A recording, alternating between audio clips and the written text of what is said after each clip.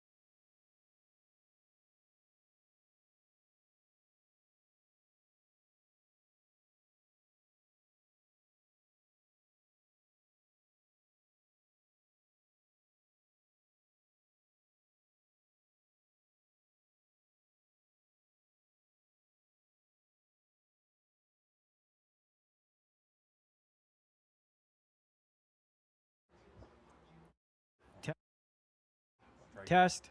Test.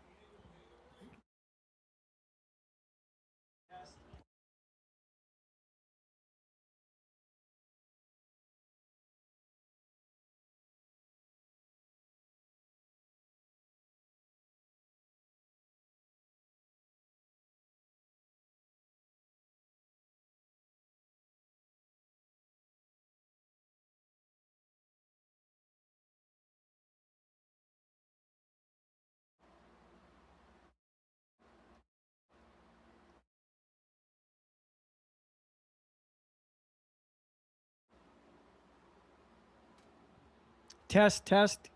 Test. Can you hear me? Test. Test. Test. Can you hear me?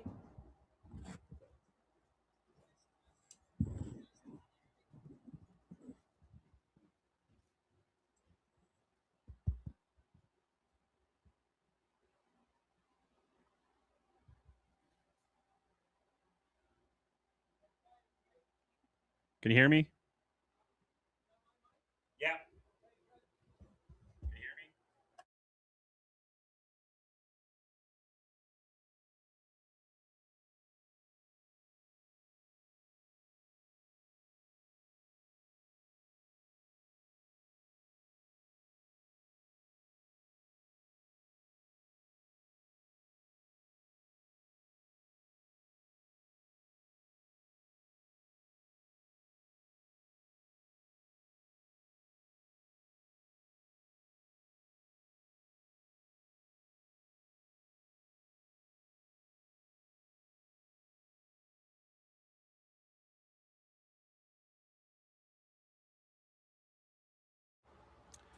Good afternoon, ladies and gentlemen, and welcome here to the first day of racing here at The Loop, 1 of 10. Continuing the Manitoba Harness Racing season, just coming off of 2 weeks in Miami. We're going to kick off our pre-game show here. I'm joined with Mike Williams, longtime Manitoba Harness Racing handicapper, and we'll also have picks on screen, and we'll talk about them from Nathan Bain, Leamington and Dresden Raceway track announcer, all in Ontario. I think Dresden ends their season on Monday, and I send my picks out there, so that's what I'll be watching on this holiday-long weekend. So thank you, Nathan. Mike, how excited are you for this new season? I'm always excited when we beginning a new season. The Loop, we've got 10 races. We've got 6 and 7 horse fields. Beautiful hot day today, so I think we're in for a treat there, Trey. Some very tough races as well when we get later into the program. Yeah, no, I agree. This one's tough. We open up with a maidens, which we'll talk about, and I think we end off with maidens as well, which makes that pick 4 really difficult, which we'll talk about in a moment. But yeah, big wagering opportunities: win, place, show, triactor, exactor, all 10 races, along with the daily double, early daily double, which is in race 1, the late daily double in race 9. We also have a pick 3 kicking off in race 3, and the $1 pick 4 in race 7, which ends off our day. Yeah, we'll quickly go over maybe a couple things here. You know what? Let's just jump. We'll talk about each race before the race. So let's jump to the pick 3. That pick 3 kicks off in race 3, which starts off in our $7,500 claimers. Very nice field of 7 on this one. Mike, what are you liking in this pick 3? Trey, I think this is the 7 horse field is probably one of the toughest races. You look at the rail horse, Kootenai Coco. This horse down east in Georgia Downs even had a start in Woodbine. A legit 10 claimer in this 7,500 claiming race. But I'm going to go with the hot hand of Blake Panouk, which I'm sure both of us is going to be talking about today. The last 2 weeks had 11 wins. And Credit is Magic is the one I'm going to go with here.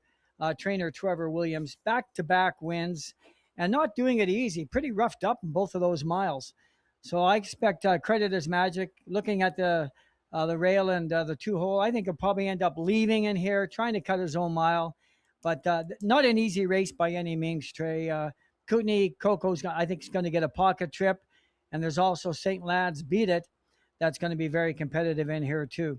So if I were to, well, I'm going to, I'd take the 3, 4, and 1, I think, in race number 3 to start off the pick 3. Yeah, normally I would agree with something like that. I think in the my pick three play, I actually ended up singling each of the three legs, which is something I don't often do. I am just leaning towards that hot hand of Blake. This Credit Is Magic is looking for three straight and gets a little bit of post relief coming from post five now into post three. But you are right. There is some inside speed here with Kootenay Coco and even Tough as Buff racing. Some of those was racing really good in Alberta earlier in the spring, earlier in the summer, in the spring. So it's going to be a very interesting race. But if we were to look at this one, St. Lads beat it 202-1 last week, finishing second in a $1,200 claimer, now coming back down to $7,500. But also looking at the outside, it could be a tough one here. Hurry Home. That horse has done some good things over the last little bit. I was really impressed with that qualifying mile. And Hurry Home is now coming down from the Open into the non-winners, the Mayor's non-winners, the 2,500 side of this race. Yeah, I think in this one I'm gonna just single the three. You said you were gonna take 1, 3, and 4 in the pick three, correct? That's correct. Yeah. I mean, we've got four horses dropping down in class. I mean, you look at the one was racing the Fillies and Mares Open. You got Hurry Home that was racing Fillies and Mares Open, and then you got Tammy Blue down the bottom that was racing the Open handicap. So this is not an easy race. That's why I'm going to take three horses in that first leg of the pick three. No, I agree. And if we flip the page now to the second leg, race 4 of our opening day pick three, I'll start off with this one and who I like in this one, and I'm gonna have another single in this leg of it, and I'm gonna go with the 4, Severe Turbulence. I had a nice win a couple weeks ago in Miami, 205-3, shaved off over 4 seconds to finish second behind Chicks Dragonflies, who's not in this matchup anymore. I'm going to go with Severe Turbulence. Richard Remillard, not a bad start. He's got 6 finishes in the top 3 out of 8 drives. Not a bad way to start the 2026 season. So that's where I'm going to go with that one. If you are looking for maybe to go too deep in this one, I also like the rail horse, Shirley Wicked. It's had some consistent miles, finishing very well in this one. Or you can maybe take a look at the outside horse. There's another horse I might angle at, an Irish Gene. Mike, what do you like here in the second leg? I'm kind of going to agree with you. I'm going to single this race, the second leg of the pick three with Severe Turbulence. I'm a fan of Richard Remillard, have been for many, many years. And he's the oldest campaigner we have on the sulky, 72 years old, but he can still drive a racehorse. And I think Severe Turbulence is the major threat. Horse that's got to wake up sometime, Trey, is that one Shirley Wicked. Came from Century Downs there. Finished fourth by 14 last week. Did break early in the race. And I think this horse is better than the 2.5 that it raced 2 weeks ago in Miami. If you're looking for one that you might get a little bit of a price on, that's probably the one to go along with Severe Turbulence. But I will single the 4 in the second leg. Yeah, we're both singling that one, and then we're moving to the 5th and final leg of the pick three. Mike, this is another tough one here. Non-winners to 2 or 3 races lifetime. Some pretty good horses in this one, though. Another competitive race. Where are you going in this one? Well, I did single this one as well, so I'm not spending a whole heck of a lot of money in the pick three. Pick 4, I'm going to go a little deeper. But I like Tempete. Finished a strong second last week to a really good Shady Roan. Did break early in the race, which is uncharacteristic of this horse. And I think Blake Panuke will have this one right today. Most likely flowed out of there. It's a little easier race that she's in compared to last week, in my opinion. So I think Tempete should have everything her own way and deserves to be singled, in my opinion, in race number 5. Yeah, that's exactly the same way I'm going in this one. Teams up with Blake once again. Again, this race was really interesting, and it's last week. I believe Tempete went a little off stride early, right? We were just saying, and then we got beat by Shady Roan late down the stretch. I think Shady was supposed to race in Calgary last night, but I think scratched. So yeah, Tempete should be one of the top ones in this one, and that is where I'm going to single. A couple horses to look out for, though. Could always go with that rail horse. Mark Filion gets the rail with Smoking in the boys' room. This 4-year-old mare came out of post position 2 last week, finished 203 behind Shady Roan and Tempete in the same class. You could also look at the 4. I like the 4 in this one to maybe get in the triactor, which we'll talk about. Finished 4th in 203 and 4, has done some pretty solid times in Alberta, 156 and 1. Some solid times out there. Gets post 4, which it came from the second tier last week, now gets up on the gate. I really, that 7-1 morning line odds could have a price on that too if those were some horses you were looking at. And that's our pick 3. Well, we got some time. Why don't we skip over to race 7 and we'll talk about our pick 4 here as well. The pick 4 kicks off in race 7, goes right to the end. Race number 10. Race, I'm on my right page here. Race 7. Nice field of 7 here. Maidens. A lot of maidens we have out here. So these races get tough. Not a lot of lines to compare. But Mike, which one are you looking at here in the first leg?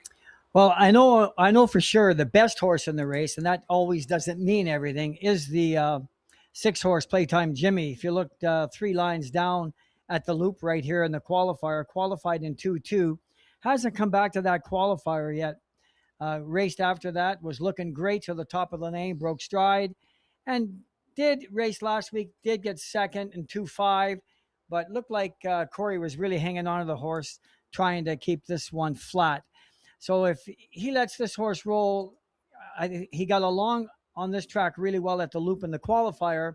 The last 2 starts were in Miami with a different track surface. So I'm gambling he's going to go back to that qualifier and they shouldn't touch him. So I like the 6 as well as the 2-horse. I'm taking 2 horses in every leg in the pick 4 for a $1 pick 4, spending $16. I like Piper's Ace with Paula Mason aboard.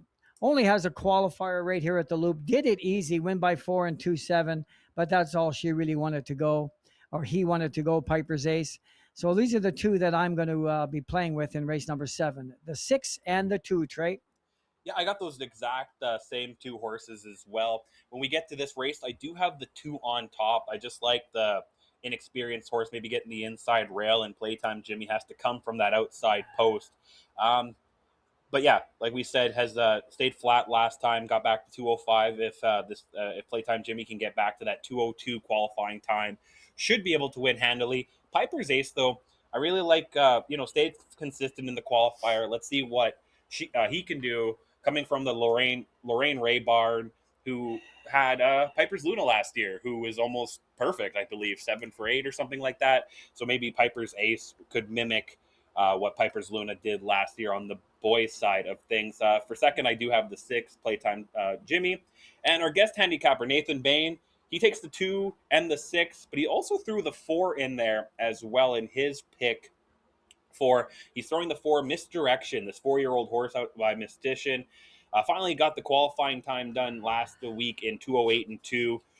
Shaved off just shy of 4 seconds from the second qualifying attempt he did. So, let's see. Or that's from last year, but let's see what Misdirection can do now, coming in at 2:08 and 2 this year, making his first time start. We move over to the second leg here, race 8. Non-winners, the 2 fillies and mares, 3 or $5,000 lifetime. Second leg here. I'll kick off this one. I got 2 horses as well. I went 2 horses right across the board, same as you, Mike. I got the 2, Valley Laney here, coming off a 2:03 and 1 time last week at in Miami. Had the rail, has a very similar post position here as well. I think Valley Laney could be the horse to jump up right to the front end if Mark chooses. And then for second, I'm going to go with Farrah Fawcett. Finished second in 2:02 and 1 last week. Just finished behind Just Cruise On By. One of those horses I'm really excited to watch as the stakes season continues. So Farrah Fawcett and Valley Laney are my 2 picks in this one. Mike, who do you got? Well, I think we got the same 2 horses, Trey, but reversed orders. This Farrah Fawcett, owned by Laverne Turnbull out in Kitchener, Ontario, has been a big improvement. You look 2 starts ago, did win in Miami, Manitoba in 2-6.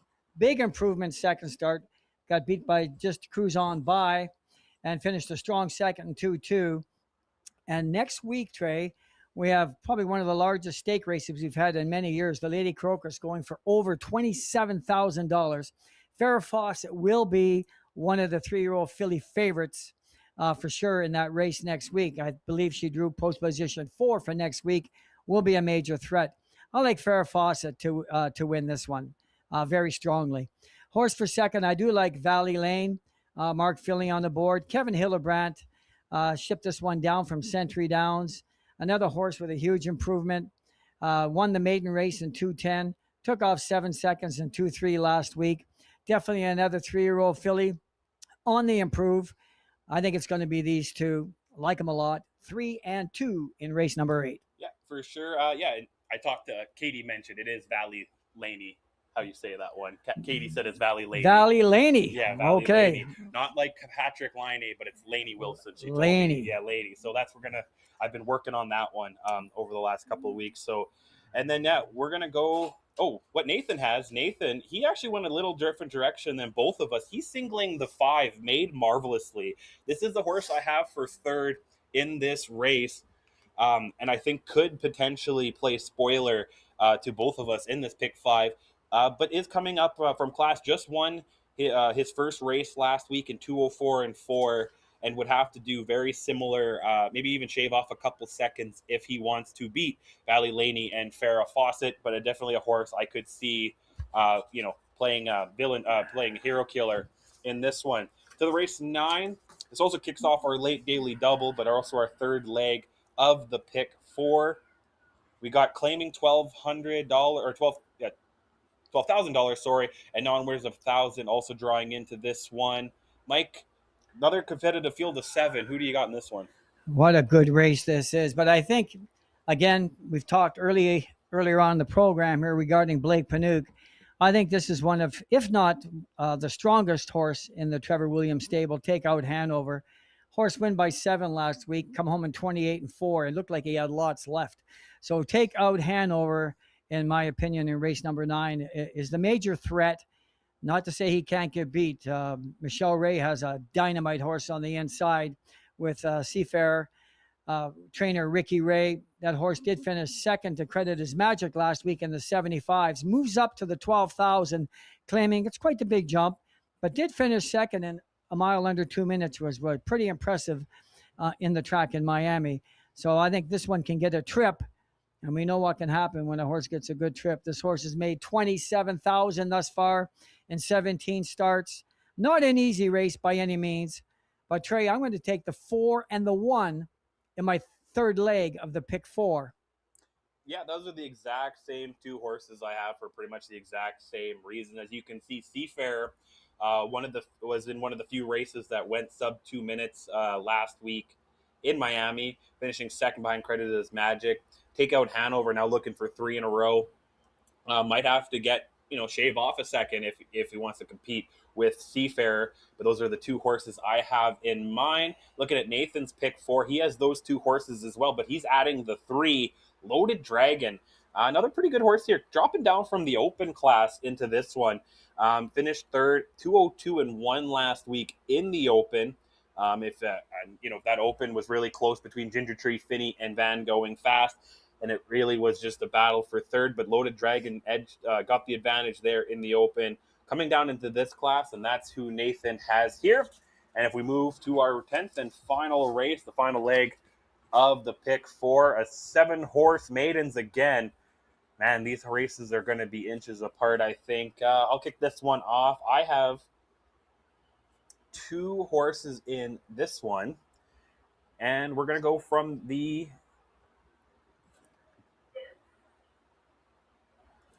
outside. I'm going to go with the 4 and the 6 in this one. And I'm going to go with You Drive, You Decide with Paula Mason, coming in off of a 2:08 and 2 qualifying time, another one out of the Lorraine Rain bar. I think this horse has a good chance, especially if it can shave a few seconds off that qualifying time, and would be a tough one to beat. And then for second, I'm going to go with the 6 here, Peyton's Premier with Michelle Ray. Finished 2:05 and 3 last week in 4th place. Again, comes from the outside, but could definitely be one to look at here. Mike, who do you got? Well, I always believe the program never lies to you. So I'm strictly going with what I read in a maiden race, usually the toughest race, not usually, always the toughest race to pick on a race card.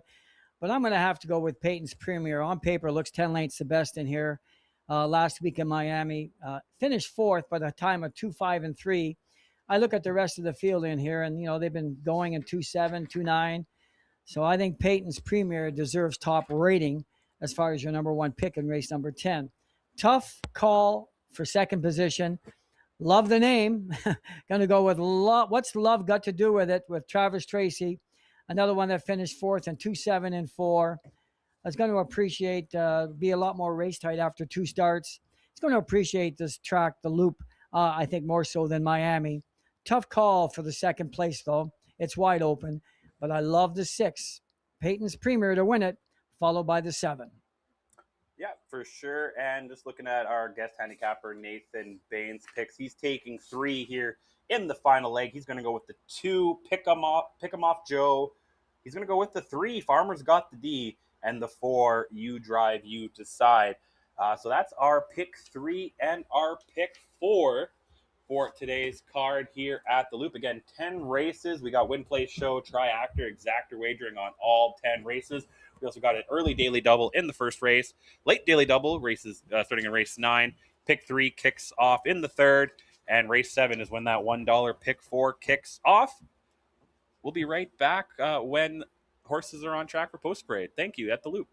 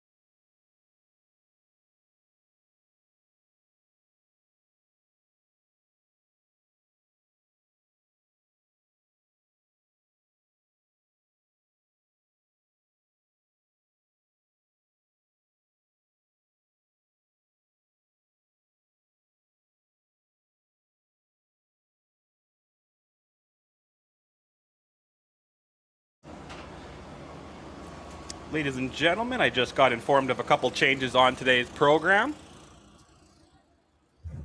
We have one driver change and one scratch. If you go to race 3, the number 2, Tough as Buff, changed the driver to Tyler Grundy. Tyler Grundy will now drive the 2 in the race 3, Tough as Buff.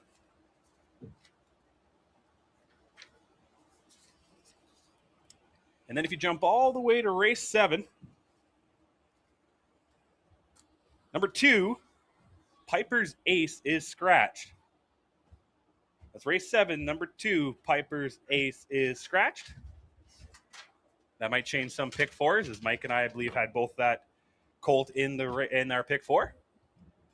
So again, that's the 2, Piper's Ace in race 7 is scratched. Other than that one driver change and that scratch, that's all we have for you momentarily.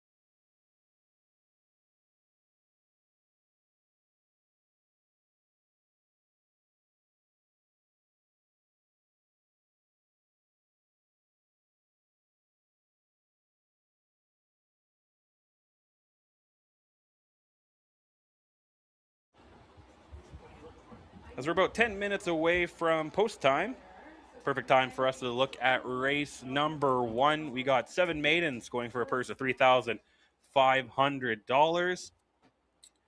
Very interesting race. Also kicks off our early daily double. Mike, not a lot of lines to choose from through this one or to sort out. What do you see in this one? Well, I'm gonna, like we were talking earlier in the pre-show, Trey, that Lorraine Ray, she always has them ready. She has sent some really good horses down east and made a heck of a lot of money with them. I was impressed with the qualifier back on July 11th with those Sing Me Back Home. Win by 20 lengths and did it easy. I mean, didn't even put up a sweat in 2-5. So I'm guessing Paula Mason controls this race, even though she, this 3-year-old, has not had a start yet. I think it's the best in here, Trey. Horse for second, that's on the improve. Tracking a Bandit, a 3-year-old colt, trainer Ricky Ray, driver Mitch Ray. Nice strong second last week with behind Girl on the Go in 2-6 in a piece. Not so bad for a maiden race. I think that's going to be the major threat because it has had 2 starts and is race tight. Wide open for third, I'm going to go to the outside. Jessica Girl with Corey Manning. Massive improvement from week to week in Miami. I mean, we look at a 215 beaten by 23 lengths to a strong third and 2-5 in a piece. So it's going to be definitely this 3-year-old filly we will be heard from down the lane. But Trey, I think it's all going to be, Sing Me Back Home, race number 1 to get the picture taken in the first race. Yeah, that's exactly the same way I'm going as well with that rail horse in this one. With the Sing Me Back Home. Really like that qualifier time, like you said. Gets the rail, usually helps out some of these more green pacers. I think we have the exact same top 3. I'm going to go with the 3, Tracking a Bandit. Really liked what this 3-year-old colt has done over the last couple of weeks. And finishing it off with the 6, Jessica Girl, if you're looking for that triactor as well. Our guest handicapper, Nathan Bain, has the exact same 3 as us as well. And if you're looking at that daily double that kicks off here as well, I am going to single the 1, I believe. Just double check my notes here. Yeah, I'm going to single the 1, Sing Me Back Home. And then I'm going to go with another single in race 2. And that's to a mare we know really well in Non-Versation. Mike, what was your thoughts on the daily double? Well, we both see eye to eye on that one. Sing Me Back Home is the only one that might be a little doubtful. You might want to throw another one in there to back you up. But I love the one, Non-Versation, a definite key in race number 2. So a $5 daily double 1 and 2, in my opinion. Awesome. And that's our thoughts here on race one. And we'll be back momentarily when horses are on track for post parade here for opening day at the Loop. We're about 7 minutes away from race one.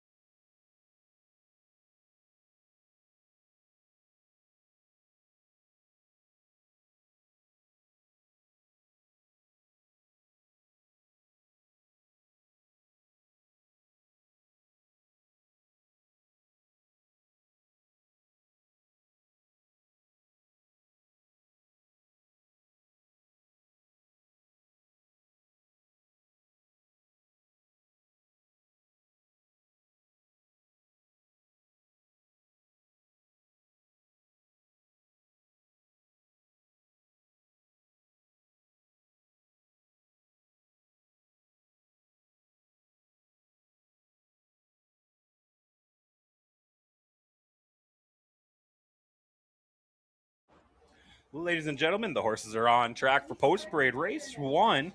Maidens going for a purse of $3,500. A nice field of 7 to kick things off here at the Loop. We'll start with the 1.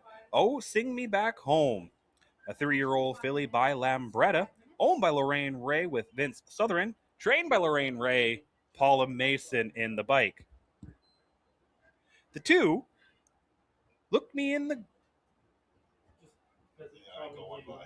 eye and go on by. Sorry, that one was a tough one here. A 5-year-old mare by Lambretta, owned by Corey and Betty Manning, trained by Corey Clayton Braybrook in the bike. The 3, Trackin' a Bandit. A 3-year-old colt by Trackmaster D, owned by Janet Ray, trained by Richard Ray, Michelle Ray in the bike. The 4, Going By. A 3-year-old colt by Spinfinity, owned by Roland Ray and Justin Ray, trained by Lorraine Ray. Aaron Mason teams up. And the 5, Buddy Sneakers, a 3-year-old colt by Spinfinity, owned by Arthur Ray and trained by Arthur Ray. Daryl Mason teams up. And we got the 6, Jessica Girl, a 3-year-old filly by Mick Wicked, owned, trained, and driven by Corey Manning. I believe Jessica Girl is just stepping on track now. And followed by the 7, Dragons in the Valley, a 3-year-old filly by Santana Blue Chip, owned by Kevin and Katie Hildebrandt, trained by Mark Filion in the bike. All 7 look to be on track, and we're just a few minutes away from post time.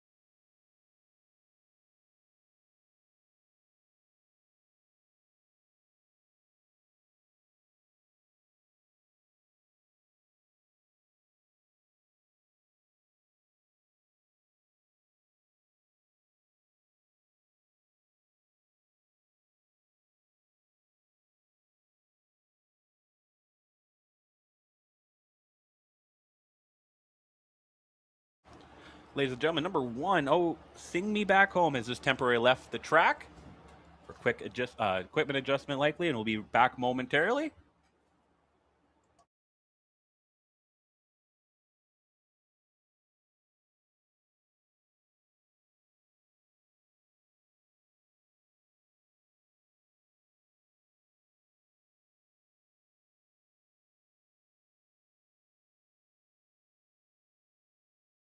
And just like that, the number 1, Oh, Sing Me Back Home, is back on track. Back on track, so all 7 are on track here for race number 1. Again, we have a few more minutes till post time here. Get a good look at these 7. All maidens, never won a race yet. Going for a purse of $3,500.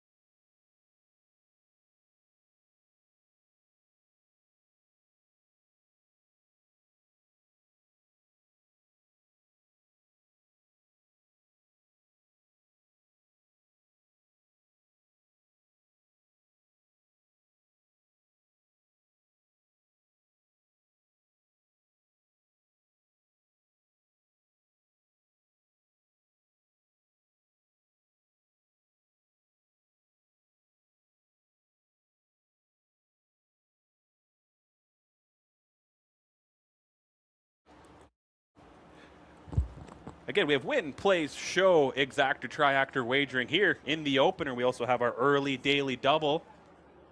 7-horse field. All maidens.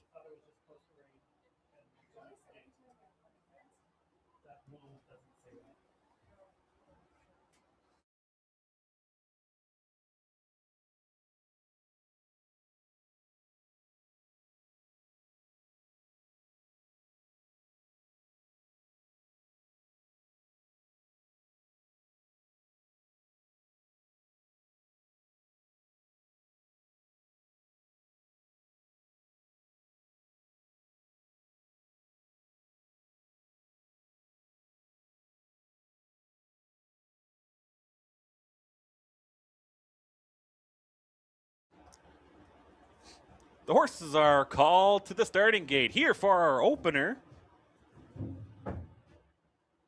Opening day at the Loop. Solid crowd. Welcome to everybody. If you're new to harness racing, let's have some fun today. Win, play, show, exactor, tractor, wagering, early daily double. 7 maidens going for a purse, $3,500. Start with the inside. Got the 1. Oh, Sing Me Back Home, and the heavy favorite with Paula Mason. Look him in the eye. Go on by with Clayton Braybrook. The 3, Tracking a Bandit with Michelle Ray. 4, Going By with Aaron Mason. The 5, Buddy Sneakers with Daryl Mason in the bike. The 6, Jessica Girl, Corey Manning. And the 7, Dragons in the Valley, Mark Filion. 5 of these horses locally bred. They're all up on the gate. It's post time.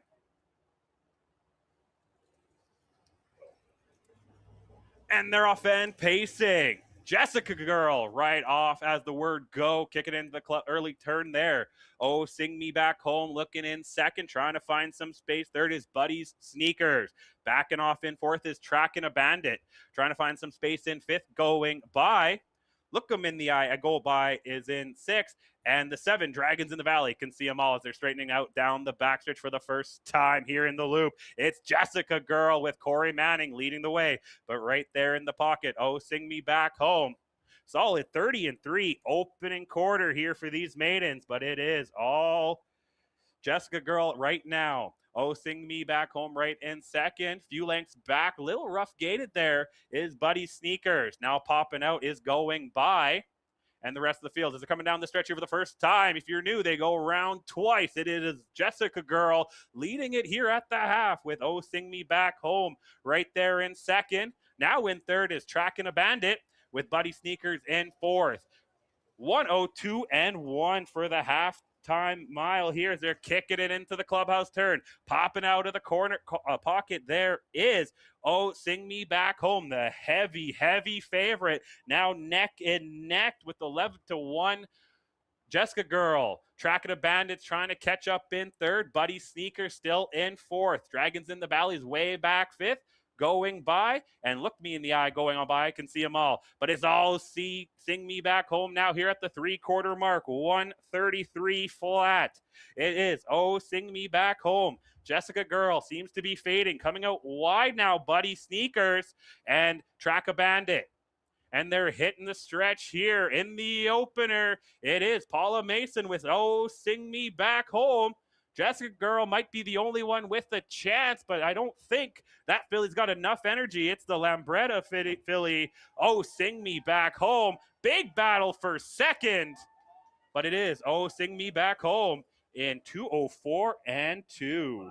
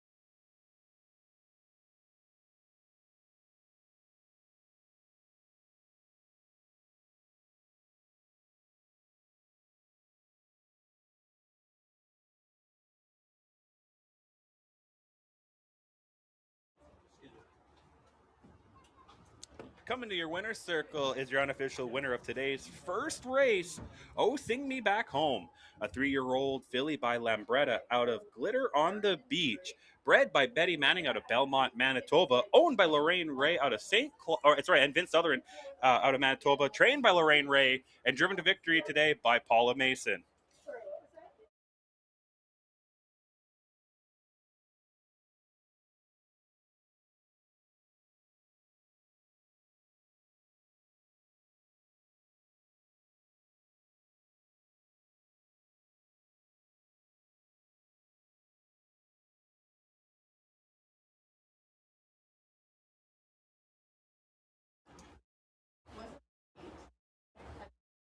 There you go. Give another big round of applause. Winning connections here. Oh, Sing Me Back Home with Paula Mason.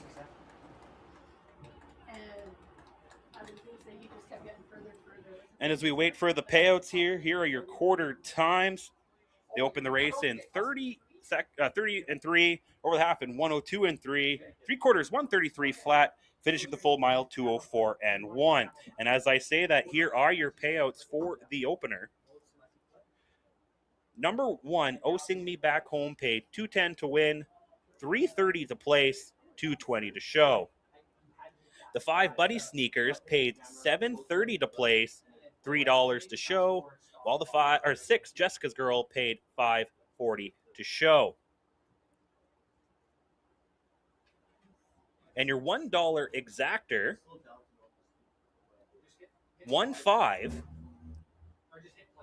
paid $24.65, and the $1 tractor, 156, paid $90.75. Great payouts on those exotics here in the opener. And here's your order of finish. Number 1, Oh Sing Me Back Home, your winner. The 2, Look Me in the Eye, I Go By, was 7th. The 3, Tracking a Bandit, was 4th. The 4, Going By, was 6th. The 5, Buddy Sneakers, was 2nd. The 6, Jessica's Girl, was 3rd. And the 7, Dragons in the Valley, was 5th. From the top down, your program should read 1, 7, 4, 6, 2, 3, 5 on the bottom. Upcoming second race, no changes. We got a field of 6 going for $3,700. Non-winners of 7. Fillies and Mares $950 over the last 3 starts. Mike is back here to talk with me. And this one, Mike, who do you got here in the second? Well, before we go to race number 2, Trey, I'm looking out. We got a nice crowd here at the Loop. So if you haven't got your feet wet in betting, this second race is what it's all about. But let's do a little recap of race number 1. Oh, Sing Me Back Home, trainer Lorraine Ray. What a beautiful looking 3-year-old filly. Paula, our only female driver, showed the boys today what it was all about. Gave a perfect trip. Moved out a little bit just past the half. And, coming to the wire, the line still looked tight. This 3-year-old still had more in the tank. Very impressive. Congratulations to the connections, Paula Mason and trainer Lorraine Ray, for a job well done in race number 1. Like I say, and take a look at race number 1, 1-9 favorite. We still had a $48 exactor on a $2 bet and a $180 payout on a $2 triactor. And that's with a 1-9 favorite on top. Nice crowd. The betting was very strong in race number 1. Bet those exotic bets, those exactors and triactors. They're going to fool you today. And you're going to see some large payouts before the day is out. Race number 2, Conversation Mare of the Year last year here in Manitoba. Driver Richard Remillard has never found a spot easier in the last 2 years in this race, in my opinion. This horse even raced the Fillies and Mares Preferred last year out in Century Downs. Racing the 12,000 claimers, has found a real weak spot here in the non-winners of 700, way down in class. Should have things their own way. I expect Richard to take this one to the front and win this one as he pleases. It always doesn't work out like that, but Conversation should be the one on the top of your ticket. Cheyenne Creek, Clayton Braybrook, got a live horse here. Has had 1 start last week. This horse came from Century Mile last time it raced. Qualified in Miami, and his first start in Miami was the favorite, and finished a strong 3rd in 203 and 1. I think is the danger. wide open for third. Let's go to Aaron Mason. Race number 1, he did have an excuse. He had a flat tire on the 4-horse going by. So he'll have a better shot in here with Some People Need to Be Told with Aaron Mason aboard. 2 starts already, race tight, and looks to be a piece of the triactor, in my opinion. Really love Conversation to take all the marbles, followed by the 1, Cheyenne Creek, and the 6, Some People Need to Be Told. Back to you, Trey. Yeah, thanks, Mike. We both have the same top one in this one. If you were here listening to our daily double conversation is the one to beat, I think, in this one. Gets post position 2, has been doing some solid miles, even in the 2 weeks in Miami a couple weeks ago, and even going back to the days, like you said, in Century Downs earlier this year. For second, though, we're going to go a little bit off the board here. I'm going to go with the 7-1 morning line favorites, currently sitting at 9-1. The 4, Tina Levita. Finished 6th last week in 2:05-1. But if you go back a few more lines, and maybe you notice racing in Century Downs with Blake Vanuck, who's now teaming back up with this mare in this one. So Blake's very familiar with this mare as well. Definitely one I think you could be looking at a price 9-1 right now as the odds are going by. For third, though, I am going to go with the rail horse, Cheyenne Creek. Really liked what this 6-year-old mare did last time out in 2:03-1. And if you're looking up on our screen, our guest handicapper, Nathan, he agrees with the same top 2 as you. He's going to go with the 2, Conversation, the 1, Cheyenne Creek. But he's going to go with the 3, AK Up and Adam. And I'll talk about this 7-year-old gelding, a Manitoba-bred horse here. Finished last week in 2:03-1. Was scratched the week before, was sick. So again, if he keeps on going here, might be able to keep shaving a few seconds off. Qualified in 2:06-3 about a month ago now here at the Loop. Tyler Grundy aboard. So that's where Nathan is going to 1-3. And again, thank you to Nathan for sending in his picks. He is the track announcer at Dresden Raceway in Leamington out in Ontario. And that's our thoughts here in race 2. Mike will be back before race 3. I'll be back when horses are on track for post parade. It's time. It's here at the Loop.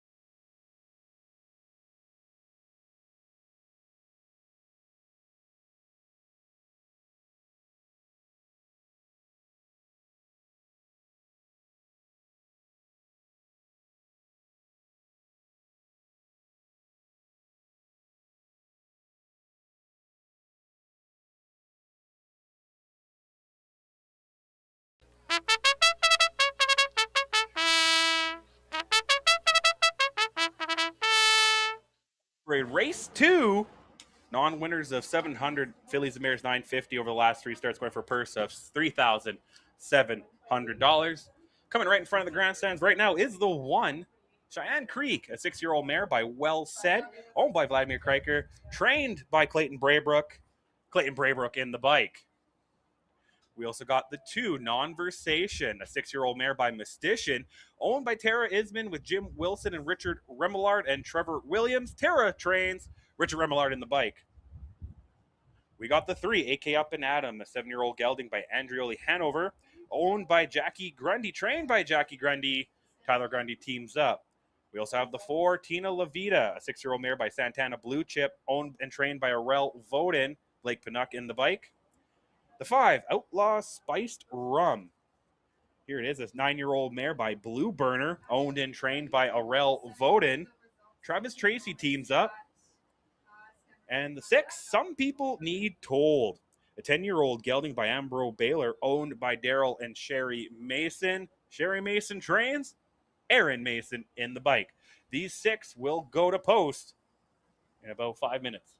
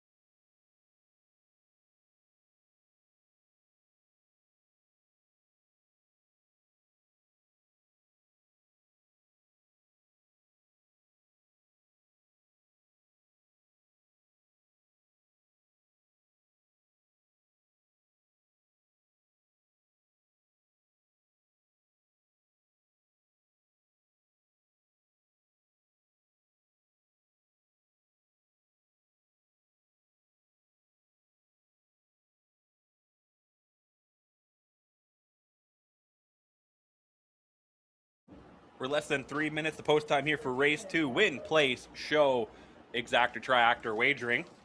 And we have a moment here. Don't forget the pick 3 comes up in race 3. But we still have some business to take care of here in the second. Less than 3 minutes to post right in front of the grandstands. If you want to look here, Some People Need Told. The 10-year-old gelding by Ambro Baylor. Our youngest driver on the track here, Aaron Mason in the bike. Also coming in front of the grandstands is Mike has mentioned, our oldest driver here on the track, Richard Remillard on the 2 Non-Versation.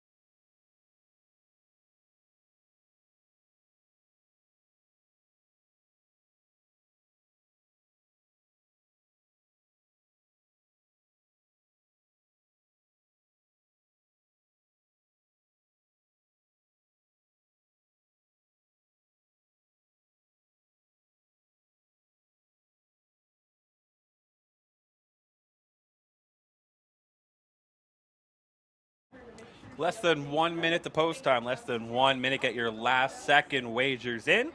As we saw in that last race, some decent payouts in those exotic wagers, even with the 1-9 favorite coming in. Currently, just changing now, the two non-versations, a 1-4 favorite. So very similar odds here. As it looks like the starter is getting in position. So again, get your last second wagers in here for race number 2.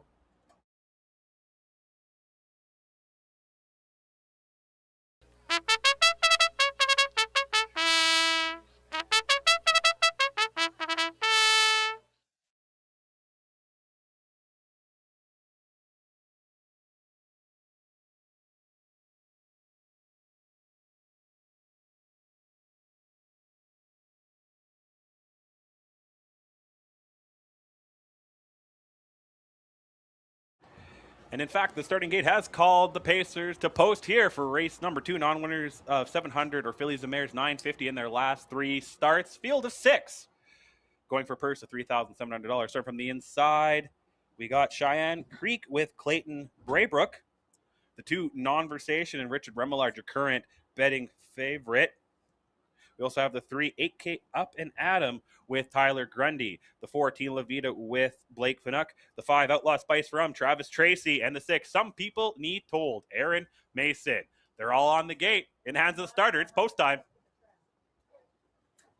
And they're off and pacing. And just like that, at the word go, the 9-1 betting favorite Outlaw Spice Rum on the outside, charging to take that early lead. Cheyenne Creek gets the inside pocket second.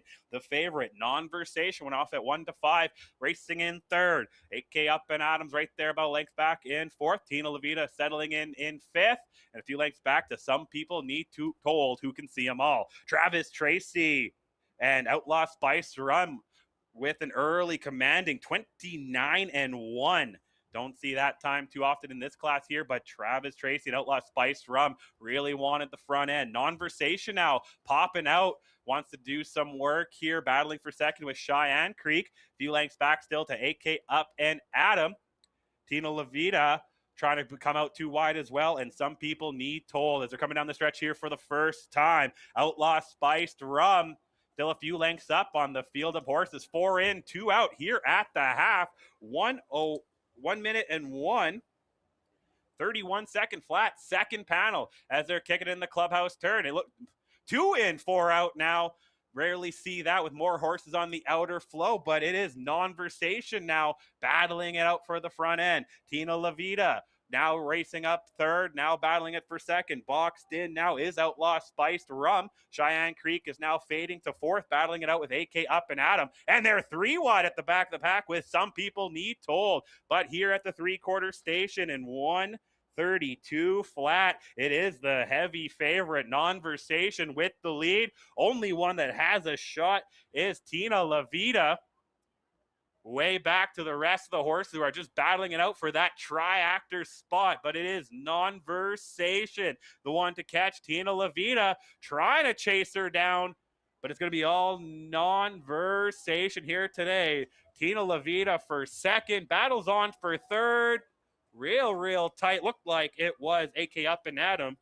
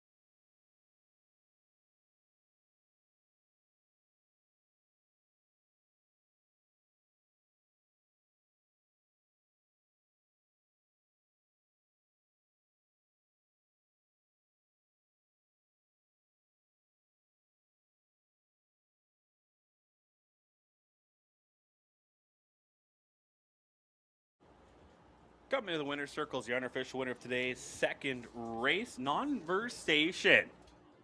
A 6-year-old mare by Mystician out of Say Anything, bred by Gigi Van out of Allstrand, Alberta, owned by Tara Isman with Jim Wilson, Richard Remillard, and Trevor Williams. Tara Isman trains, and driven to the victory today by Richard Remillard.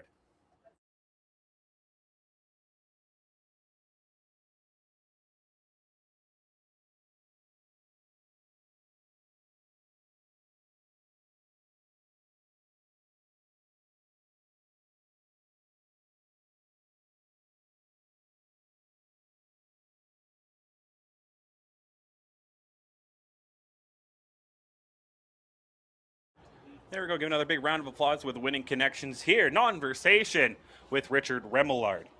And here your split times once more for the second. They opened the race in 29-1, over the half in 1 minute and 1. 3/4, 1:32-2. Finished full mile 2:02-1.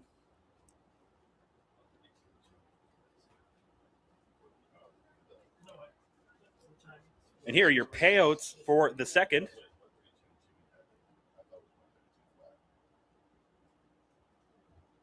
Your payouts here in Non-Versation. The 2 paid $2.60 to win, $3 to place, and $4 to show. The 4, Tina Levita, paid $3.80 to place and $4.30 to show, while the 3, AK Up and Adam, paid $10.60 to show. The $1 exactor 2-4 paid $5.35. The $1 try 2-4-3 paid $51.05.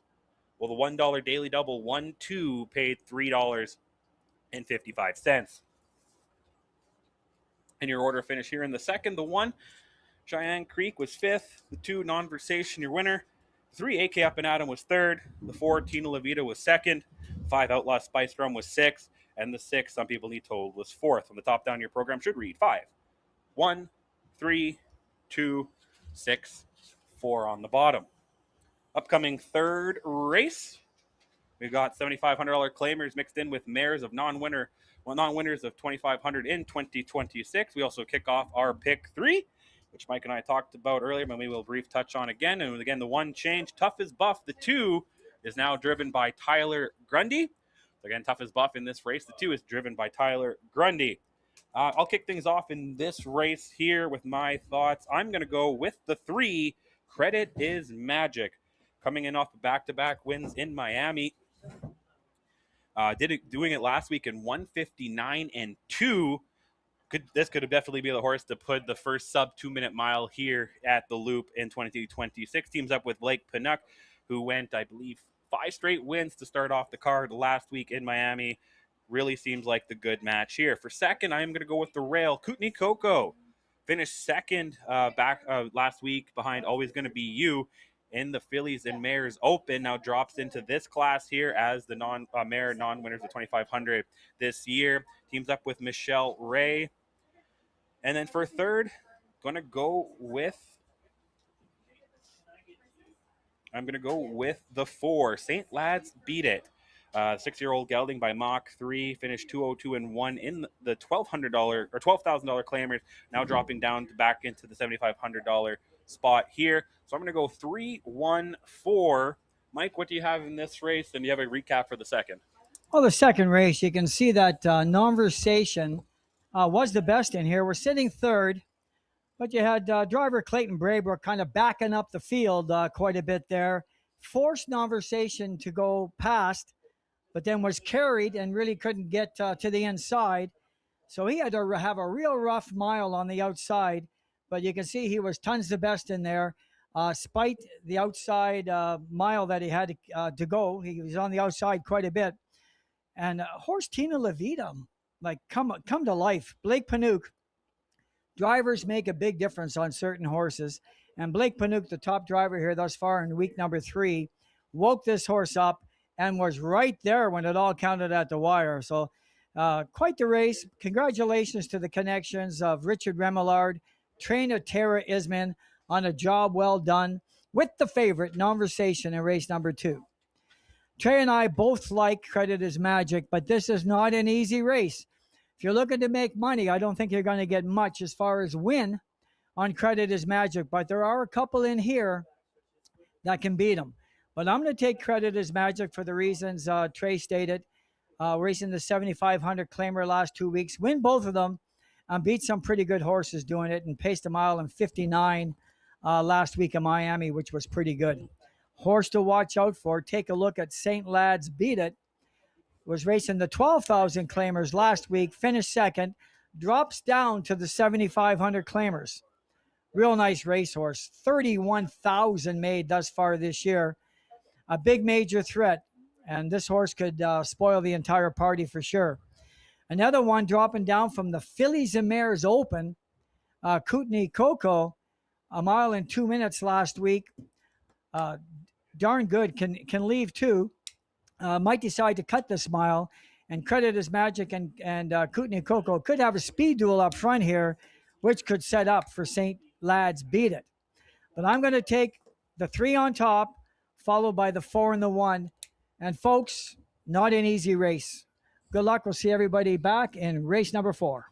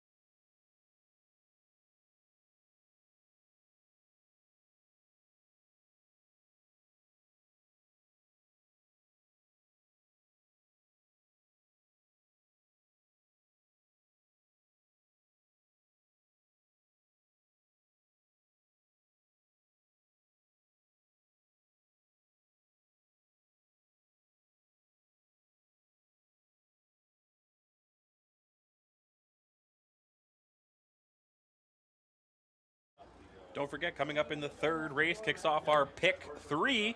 Have to correctly pick the winner of races 3, 4, and 5. These bets start getting fun. And if you're looking at our exotic wagers, both race 1 and 2, the Triactor has been the way to play things today. So make sure you get in on those wagers as well. A nice field of 7 here in our race 3. Claimer 7,500. Also eligible mares of non-winners of 2,500 this year. Not yet out on track, and I'll be back momentarily when those horses are ready for post-parade here at the Loop.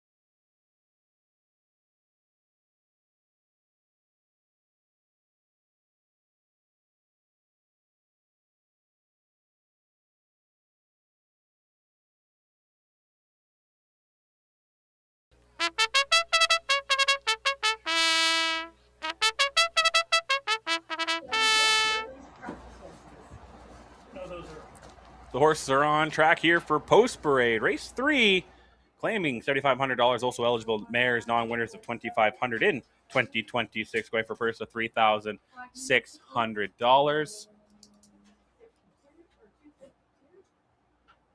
We'll start with the 1, who's not yet on track, but the 1 is Kootenai Coco, a 5-year-old mare by Baron Hanover, owned by Laverne Turnbull, trained by Ricky Ray, Michelle Ray in the bike.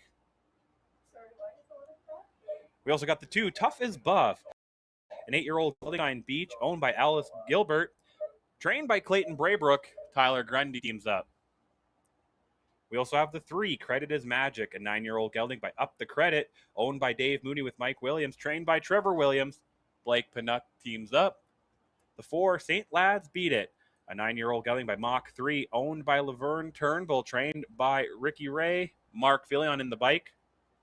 The 5 is Hurry Home, a 9-year-old mare by Mystician, owned by Daryl Mason, trained by Sherry Mason. Daryl with the reins.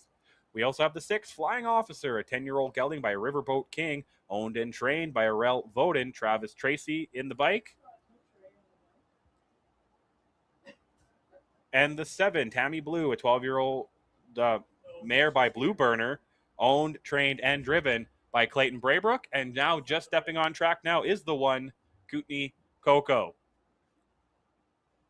So all 7 are now on track here for the 3rd here at the Loop Win Place Show. Exactor, Triactor wagering, and also kicking off our pick 3.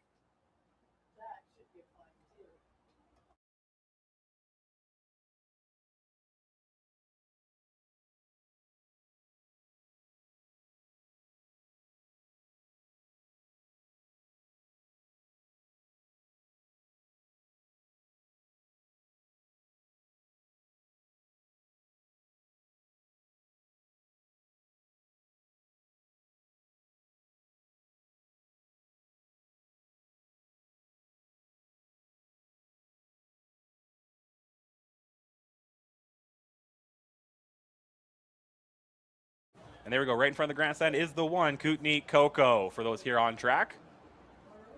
Again, Win Place Show, Exactor, Triactor wagering, and I'm going to keep hammering that pick 3. Keep playing those exotics. That's been the way to make money here today at the Loop.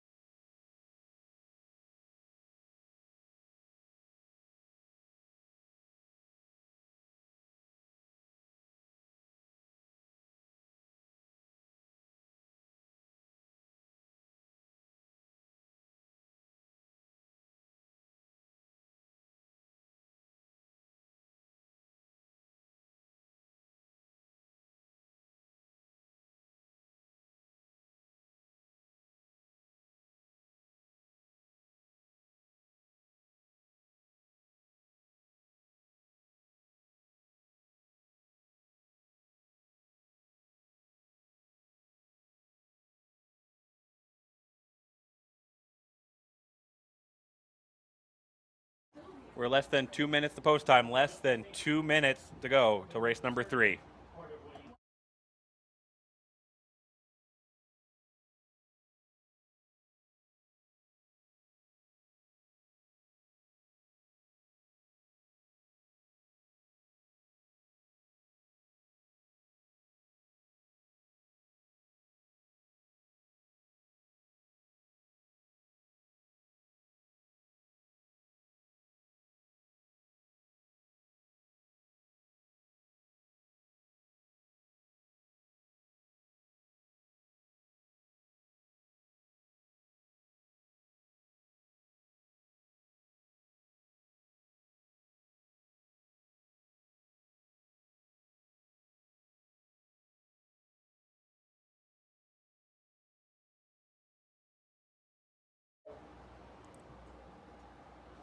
For those here on the grounds, all 7 horses going to post here in race 3 are in front of the grandstands. Get a good look here. Current betting favorite is the 4. St. Lads Beat It. Current even money. Credit is Magic, who me and Mike both took, and Nathan took, is 2-1. The 3. The longest shot on the board is 15-1. The 6, Flying Officer. Even money spread out here in the 3rd. We're less than 1 minute till post time.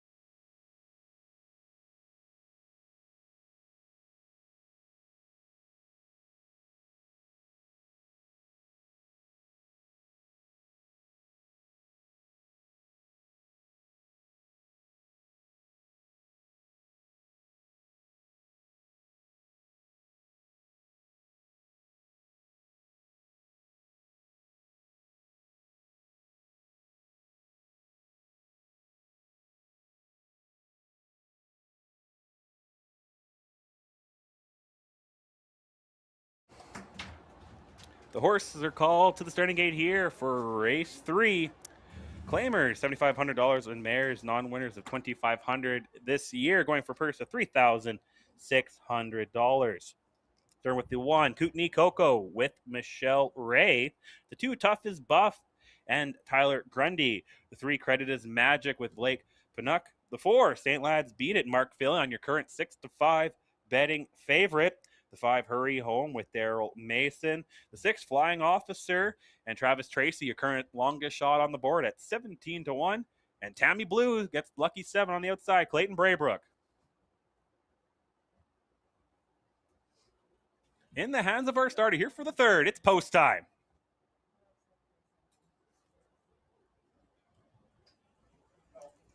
And they're off and pacing. Hurry Home, jumping right off the gate, jumping the front end. Following suit is Credit is Magic. Trying to find some space is the favorite, St. Lads Beat It. Kootenai Coco on the inside 4th. Tough is Buff racing in 5th. Tammy Blue right there in 6th. And Flying Officer can see them all as they're marching down the backstretch. It is Hurry Home right there leading the way. Credit is Magic is 2nd, and St. Lads Beat It found some early relief now as they're hitting the quarter mark. It is Hurry Home. 28-3, the clock says we'll check that one, but it is Hurry Home leading the way. Credit is Magic right there in the pocket 2nd. St. Lads Beat It still 3rd. Now popping out. Kootenai Coco didn't want to wait for the half-mile mark. Tough is Buff following suit as well. Tammy Blue is still in 6th, and Flying Officers are coming down the stretch here for the first time. 4 in, 3 out. Battle brewing for the front end between Hurry Home and Credit is Magic. Now 59-1 for the half-mile mark. Maybe that 28-3 opening quarter was right as they're kicking it in the clubhouse turn. Hurry Home has the inside track. Credit is Magic, though, battling hard on the outside. Boxed in is the favorite. St. Lads Beat It. Trying to find some space. Kootenai Coco. And way back there is Tough is Buff. And the remainder of the crew as they're coming up to the 3-quarter station. They're bunching up here. It's Hurry Home, the one to catch. Credit is Magic. 1:29-1. We're looking sub 2 minutes here. It is going to be Hurry Home, the one to catch. Credit is Magic is rallying on the outside, waiting patiently in the pocket. Still, St. Lads Beat It. Tough as Buff coming way wide down the stretch. They come. They're coming fast. Credit is Magic trying to put a nose out in front. Hurry home. Here comes St. Lads Beat It. Tough is Buff right across the line. Oh, we will need a photo instantly there. 2 minutes and 3/5 for the mile. Hold all tickets as the judges look at the photo here in race number 3.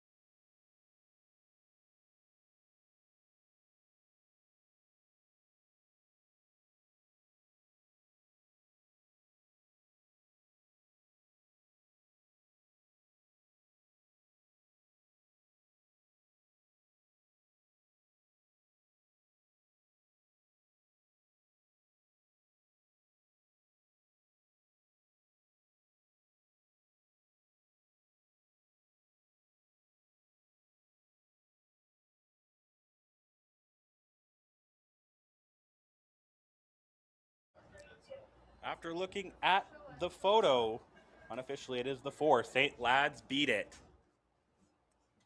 But unofficially number 4, St. Lads Beat It here in the 3rd. Coming to the winner's circle right now, the 9-year-old gelding by Mach 3. Bred by St. Lads Farms. Owned by Laverne Turnbull out of Kitchener, Ontario. Trained by Ricky Ray and driven to victory today by Mark Filion.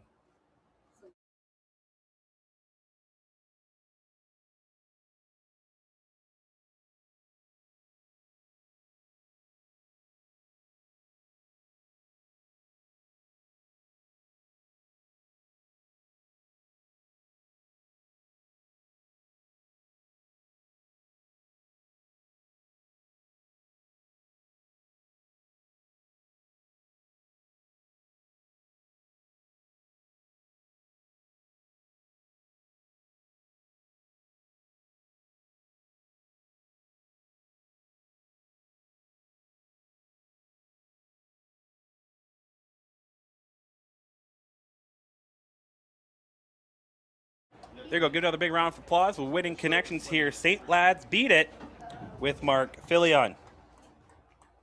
As we wait for the payouts here for the 3rd here, they're split times once more. They opened the race in 28-3, over the half in 59-1, 3/4 129-1, finished the full mile 2 minutes and 3/5. Again for St. Lads Beat It.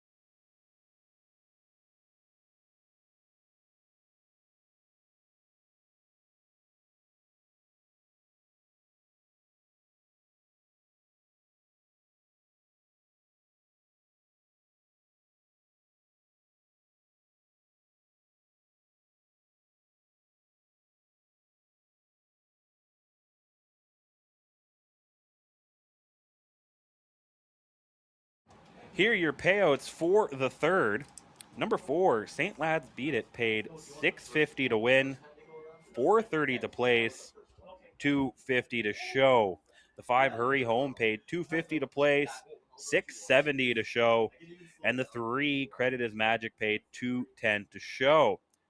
Here are those exotics that have been paying really well. The $1 exactor 4-5 paid $93.55. Well, the $1 triactor 453 paid $66.15. And here's your order of finish for the third. Number 1, Kootenai Coco was 6th. The 2, Toughest Buff was 4th. The 3, Credit is Magic is 3rd. The 4, St. Lads Beat It, your winner. The 5, Hurry Home was 2nd. The 6, Flying Officer was 7th. And the 7, Tammy Blue was 5th. From the top down, your program should read 6, 4, 3, 1, 2, 7, 5 on the bottom. Upcoming 4th race. No changes as of now. Non-winners of 8, Fillies and Mares 9 races, or 20,000 Fillies and Mares, 25,000 lifetime, going for a purse of $4,000. I believe this is our top class of the day with no real open on the card. 5 going to post. Mike, what was your thoughts on the third, and what's your thoughts on the fourth?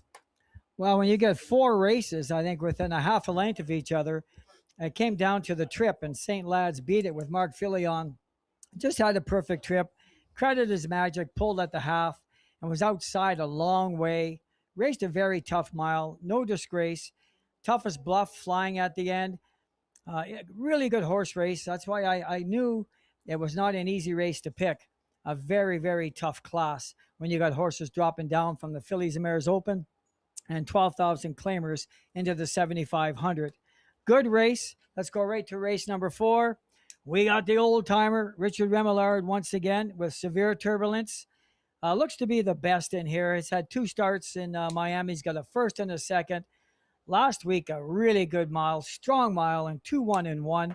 And I'm looking at this 5-horse field. I just think that this 5-year-old mare looks to be the best in this non-winners of 8. Horse for second is going to be a little tough to pick.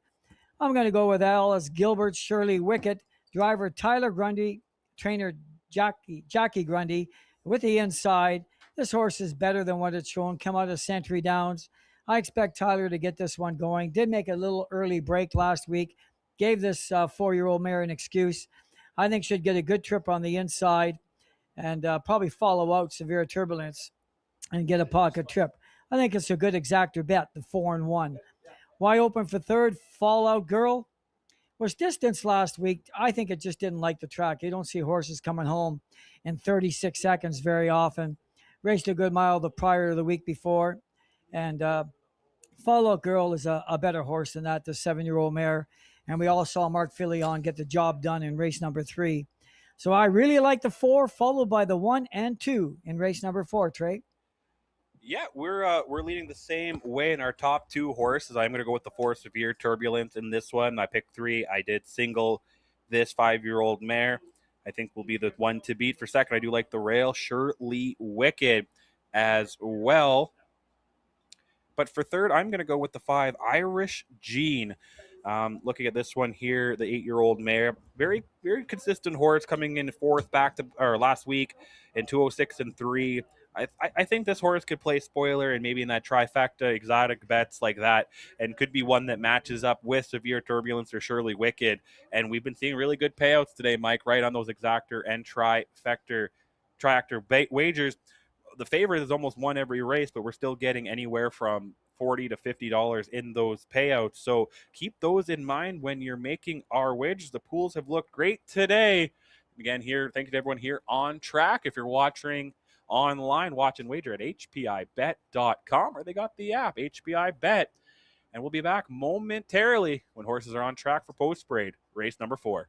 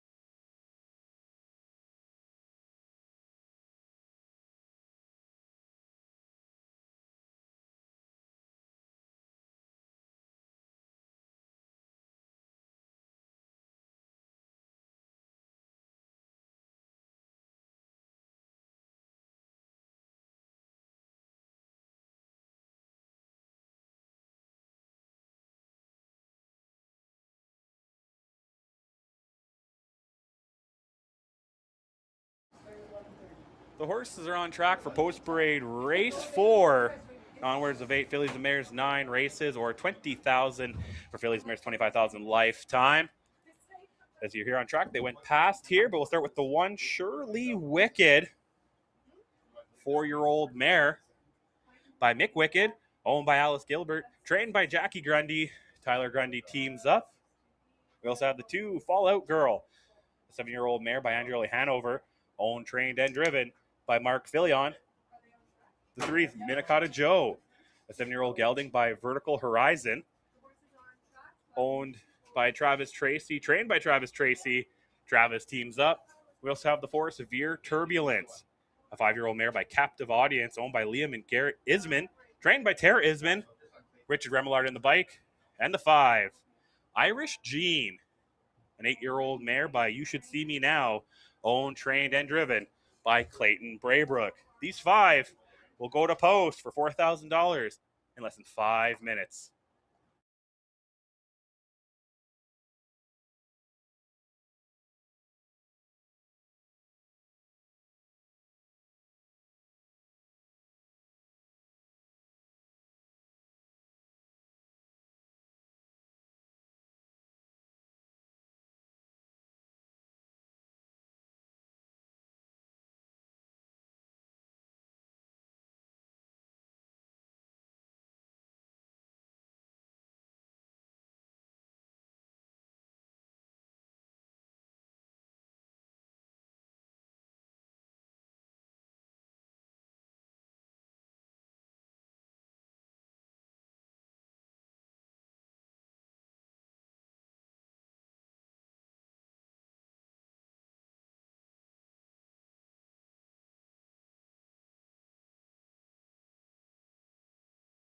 Ladies and gentlemen, number 5, Irish Gene, has temporarily left the track for a quick equipment adjustment. Again, that's the 5, Irish Gene, has left the track for a quick equipment adjustment.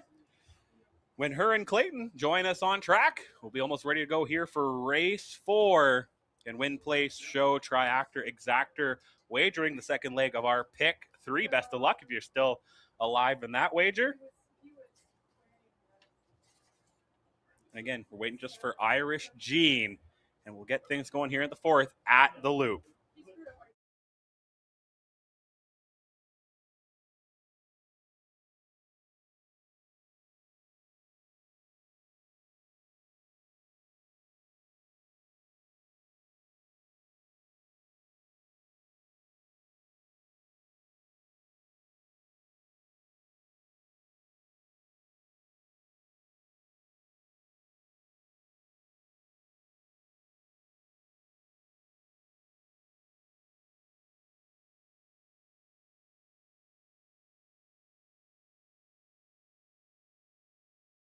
All 4 horses are right in front of the grandstands that are on track. Take a good look here. Again, we're still just waiting back for Irish Gene to return to track, and then we'll get things going here in the 4th.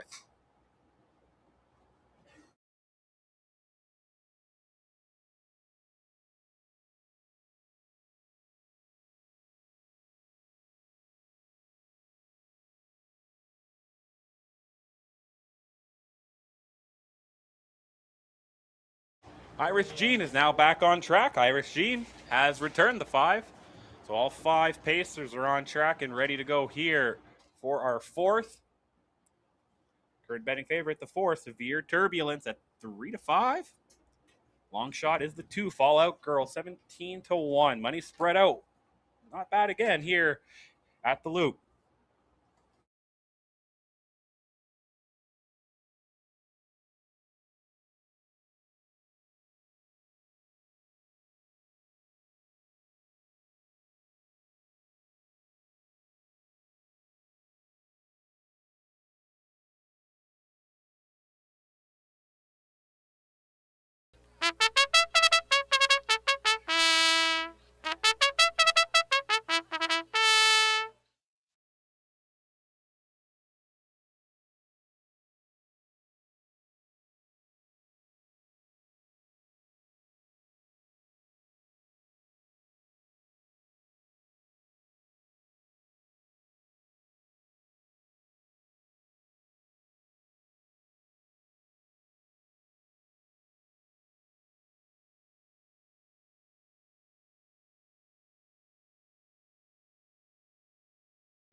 The horses are called to the starting gate here for our fourth race. Non-winners of 8, fillies and mares, 9 races, or 20,000 fillies and mares, 25,000 lifetime. Nice field of 5 here in our fourth. We're starting with the inside. Shirley Wicked, the 1 with Tyler Grundy. The 2 Fallout Girl, Mark Fillion. Longest shot on board, 19-1. 3 Metacotta Joe and Travis Tracy. The 4 Severe Turbulence, Richard Remillard, 3-5 favorite. And the 5 Irish Gene, Clayton Braybrook.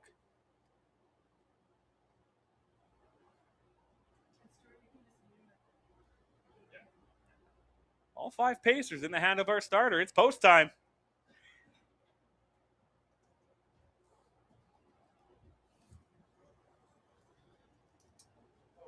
And they're off in pacing. Right at the word go, Severe Turbulence showing why she's the favorite. Jumping right to the front end. Battles on for second. Fallout Girl making it a little difficult for Metacotta Joe to try to find some relief. Right there in third or fourth is Shirley Wicked. And Irish Gene can see them all as they're marching down the backstretch. Severe Turbulence leading the way. Metacotta Joe found the pocket there in second. Fallout Girl third. And Shirley Wicked's racing in fourth, and Irish Gene as they're coming to the opening quarter. It is Severe Turbulence in 30-1. But Metacotta Joe right sitting comfortable in the pocket. Third is Fallout Girl making a move. Shirley Wicked making an early move. A lot of horses making the move before the half here today, and Irish Gene can see them all 4 in, 1 out as they're passing the crowd here at the loop for the first time. But Severe Turbulence, the one to catch, and Richard Remillard as they pass the half in 102-1.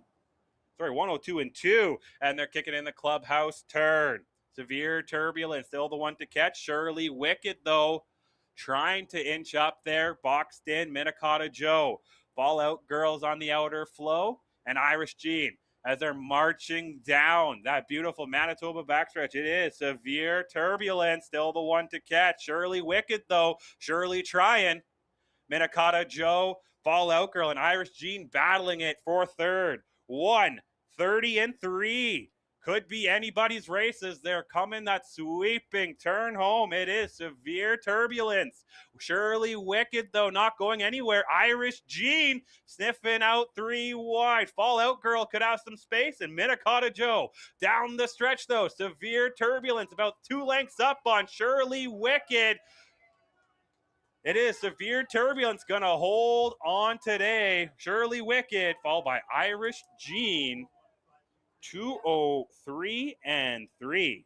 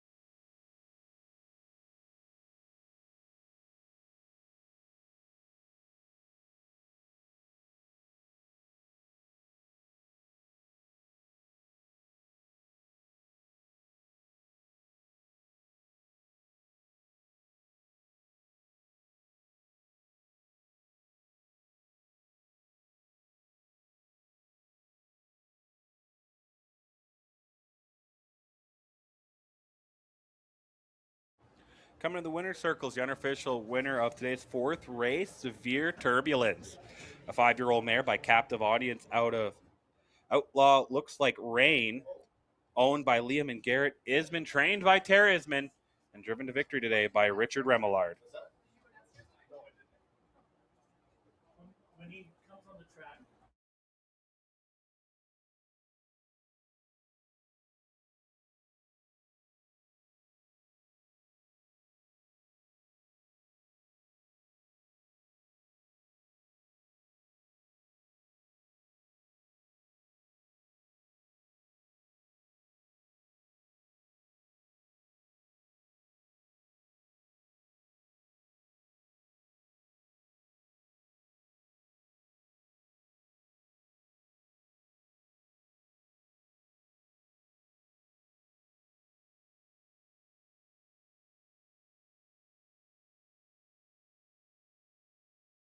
There you go. Give another big round of applause for the winning connections here with Severe Turbulence and Richard Remillard.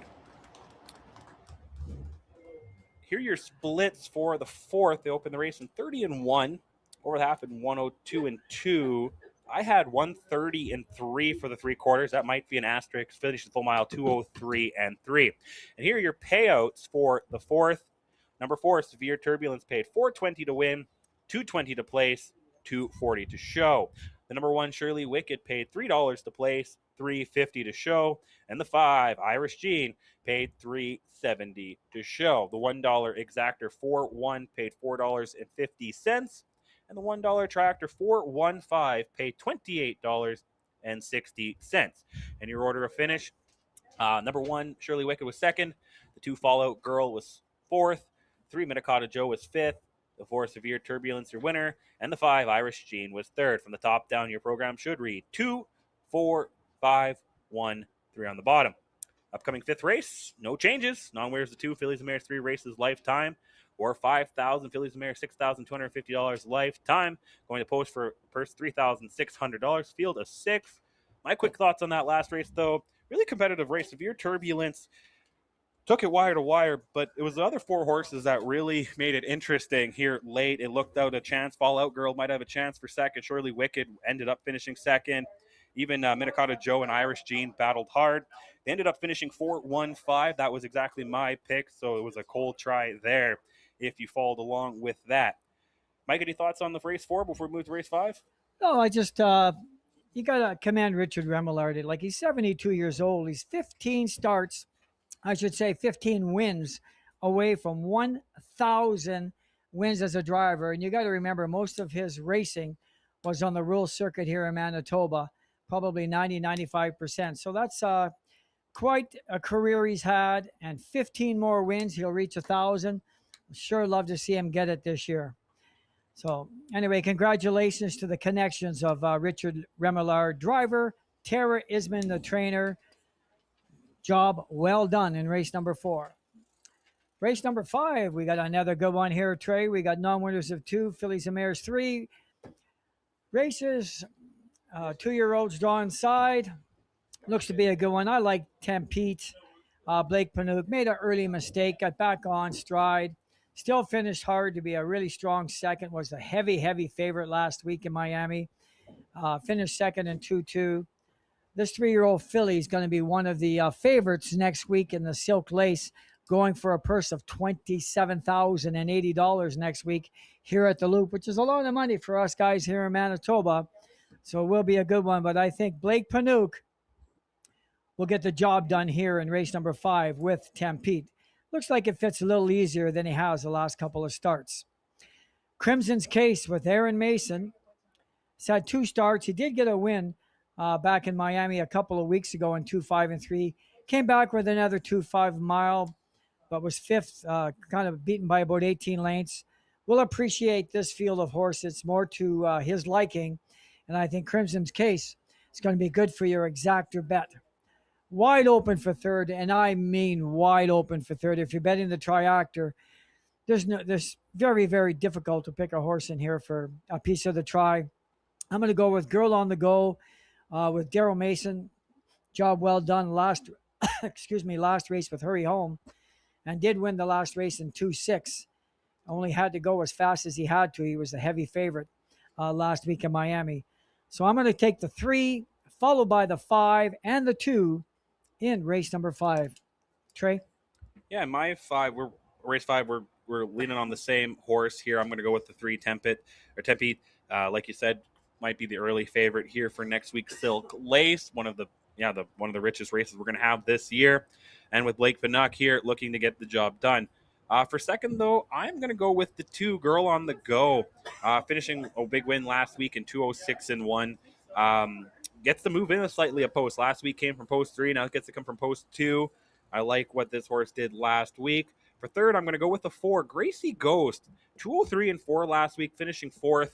I think with another week of training under this horse, I like Gracie Ghost's chance here in this one. If we're looking at Nathan's picks up on the screen, he's going to go with the 3 Tempit as well. With the 2 Girl on the Go, he's going to go with the 6, though, Rockin' the Trailer. Won last week in 205-2. Now let's get the outside 6 post. That's what Nathan's going to do. And again, he is the track announcer at Dresden Raceway and Leamington Raceway. Thank you, Nathan, once again for handing in your picks here. And we'll be back momentarily when the horses are on track for post parade race 5 here at the Loop. Win Place Show, Tractor Exactor Wagering.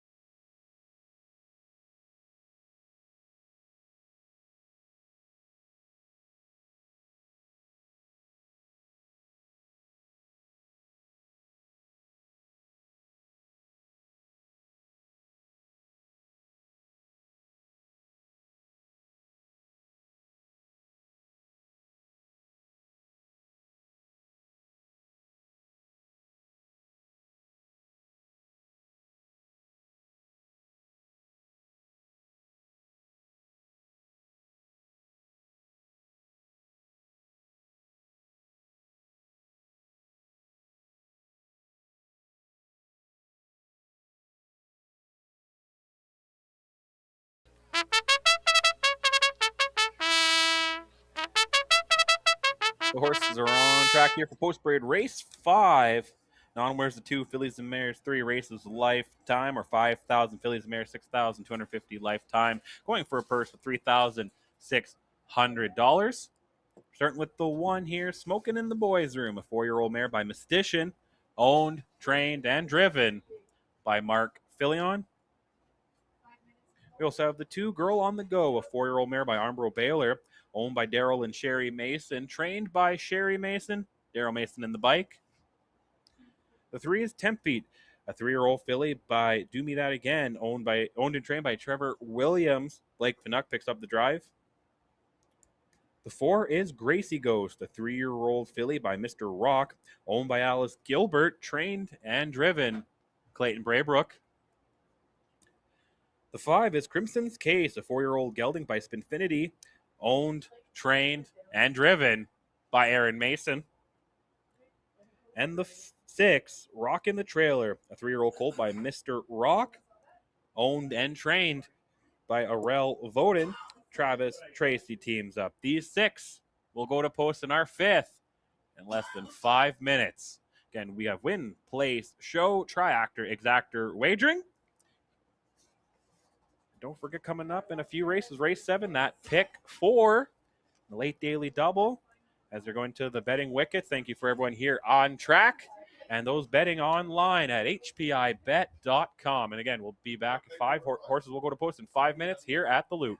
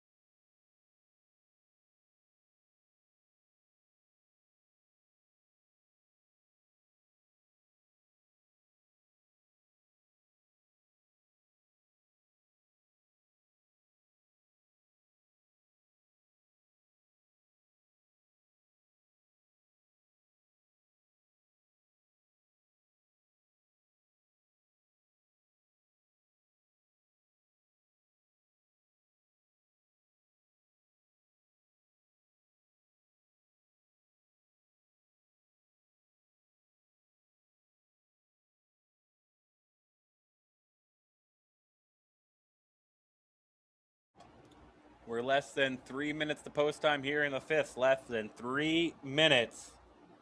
And get those wagers in. Win, place, show, exactor, triactor, wagering. It's also the final leg of our pick 3, our opening day pick 3 here at the Loop.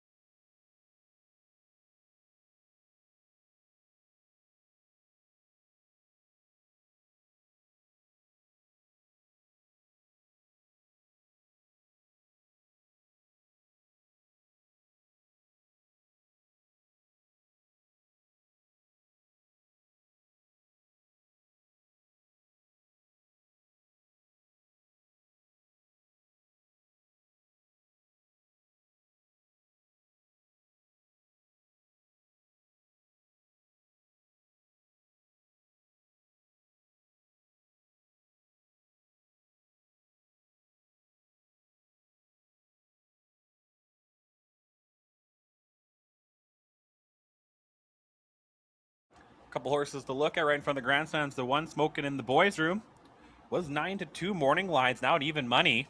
Seems the bettors like this one. Or the 3 right in front of the grandstands as well. Tempit at 4-5. Strong betting choice with Blake Fanuck in the bike. And we have less than 1 minute to post here in the 5th. Again, thank you for joining us here on track or online at hpibet.com.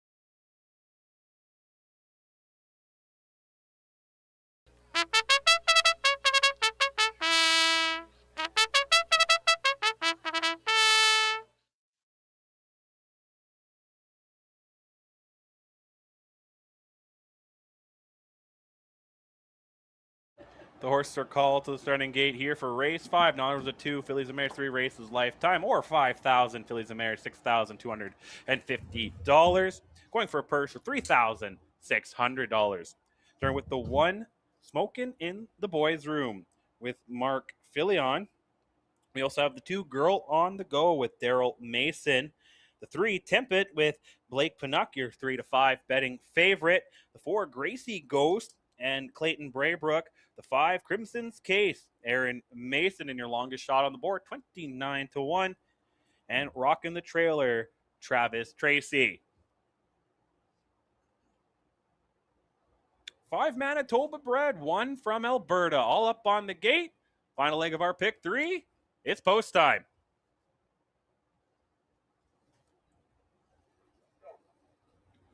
And they're off in pacing.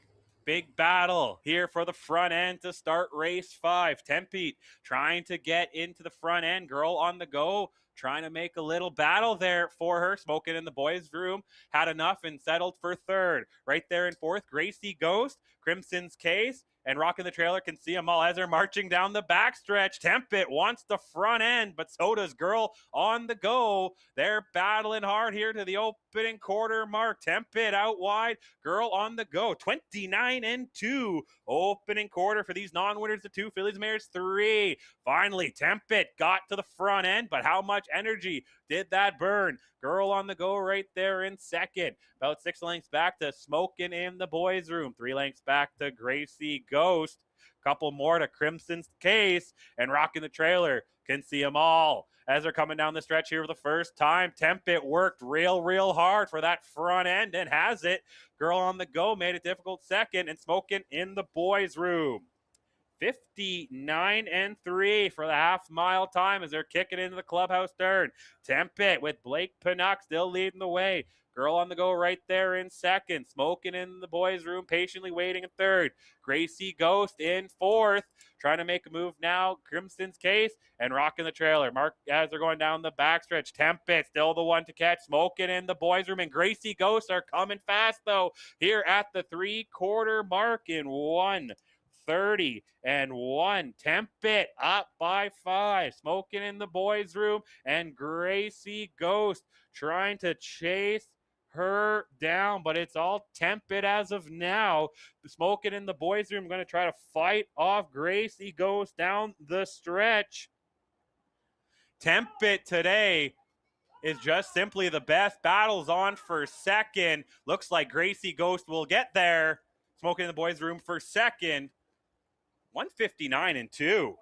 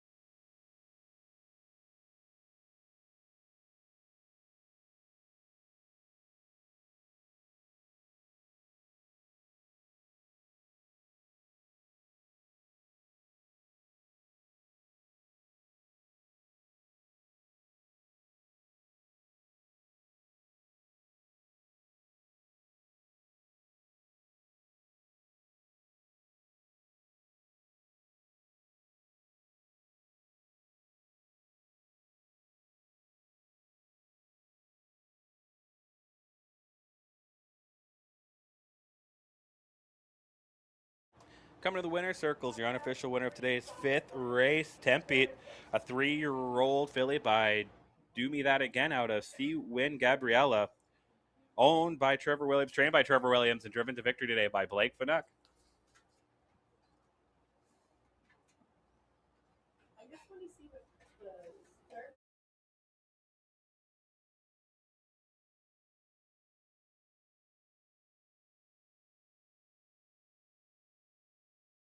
There you go. Give another big round of applause. Winning connections here, Blake with Trevor. And your winner here, Tempit, for in the 5th. And here are your quarter times as we wait for the payouts here. They opened the race in 29-2, over the half 59-3, 3/4 130-1, full mile 159-2. Oh, and here are your payouts. Number 3, Tempit, paid $240 to win, $210 to place, $210 to show. The 4, Gracie Ghost, paid $540 to place, $240 to show, and the 1, Smoking in the Boys Room, paid $240 to show. The $1 Exactor 3-4 paid $4, and the $1 Tri-Actor 3-4-1 paid $11.40, and the $1 Pick 3 4 with 3 paid $9.80. And your order of finish: number 1, Smoking in the Boys Room, was 3rd. The 2, Girl on the Go, was 5th. The 3, Tempit, was your winner. The 4, Gracie Ghost, was 2nd. The 5, Crimson's Case, was 4th. And the 6, Rockin' the Trailer, was 6th. From the top down, your program should read 3, 5, 1, 2, 4, 6 on the bottom. Upcoming 6 race, no changes in this one. 5 will go to post for $3,700. Non-winners of 4 Fillies and Mares 5 races, or $7,500 or $9,375 late time. But a quick recap of that last race here. If you're watching it, there was a kind of a big battle brewing early on in the race, as you saw number 2, Girl on the Go, and the 3, Tempit, battling it out hard. Girl on the Go made Tempit have to go wide up until the quarter mark. And that's why they're quick time of 29-2. But Tempit was able to hold on, and was able to hold on for a nice 159-2 mile for the year. And like Mike and I have been talking about, that would be one of the horses really to look out for next week at the Silk Lace Stakes. About $27,000 up for grabs in that one. But we flip the page to race 6. Like we said, non-winners of 4, Fillies and Mares 5. Nice field of 5 here, very competitive field of 5. But I think there's one horse that stands out. But you know what, Mike, I'm going to ask your thoughts here, and if we have the same horse that's going to stand out in this one. Oh, again, just a little bit about that last race as well, Trey. That Tampete roughed up. They played hardball, Girl on the Go and Tampete early on, and looked like there was room to put a semi in that 2-hole. But Blake wanted that front end. He finally got it, and I guess he knew he had the horse. And anytime you get a mile under 2 minutes in Winnipeg or in Manitoba, that's a good mile. So congratulations once again to the connections of Blake Panuke and trainer Trevor Williams. We have another good one here in race number 6, good 5-horse field. I'm going with the 4-horse Chicks Dragonflies. Alice Gilbert from Brandon, Manitoba, teamed up with Clayton Braybrook drive-in trainer. To me, this horse looks the best in here. Very good, strong 2 minute and 3/5 mile last week. With Blake Panuke aboard. We do get a driver change, Clayton Braybrook on this one. But Chicks Dragonflies looks to be tough to beat in here. Coming from Century Downs, first start in Miami, 2 minutes. Going to be tough to beat. Horse for second, you got to go to the inside. You do have the top driver on this one. Blake Panuke finds a way to get to the winning circle more often than we can remember. I think that was his 12th or 13th win in the 3rd week of our meet. That's pretty impressive. Just cruise on by, went from a 2-7-2 right to a 2-1-3. Draws the inside. Blake Panuke on the inside, I believe, will take no prisoners.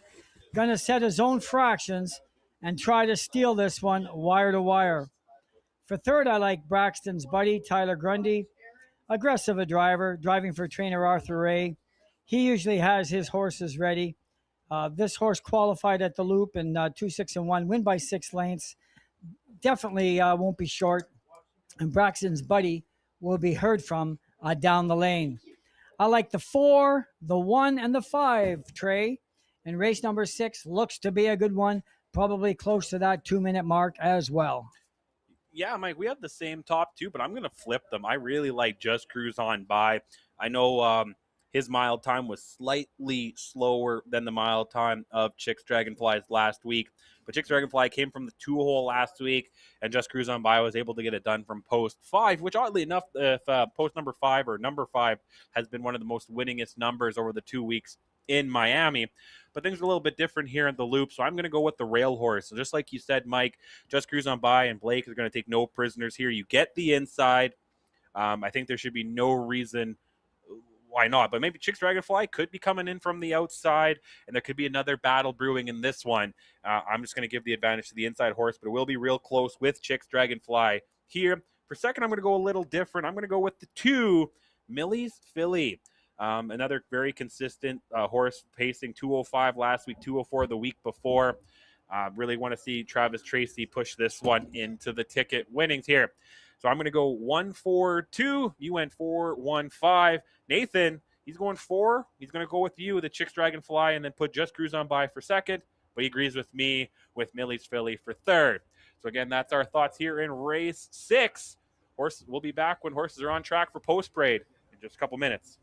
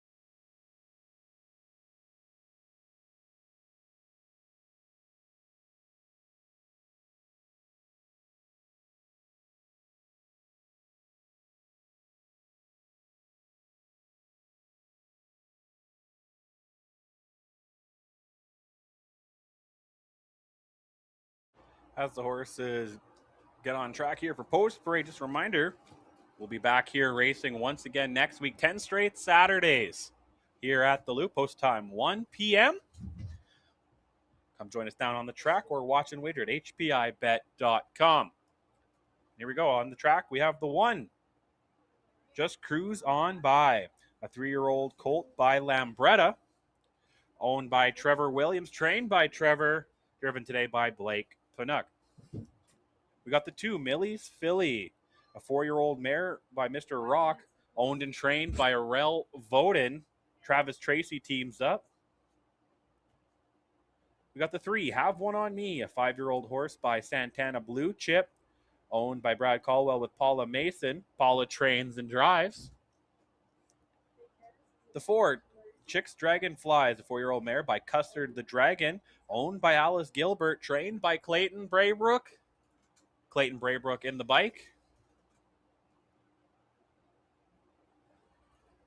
And the 5, Braxton's Buddy, a 5-year-old horse by Toucan Sam, owned and trained by Arthur Ray. Tyler Grundy in the bike, and it looks like Braxton's Buddy getting a quick equipment change before stepping on track.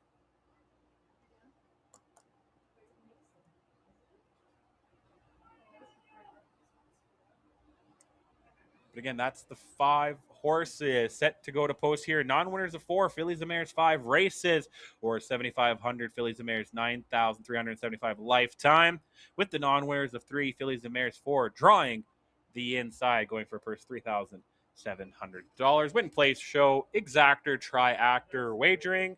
Don't forget, next race, race 7, kicking off our pick 4 here at the Loop.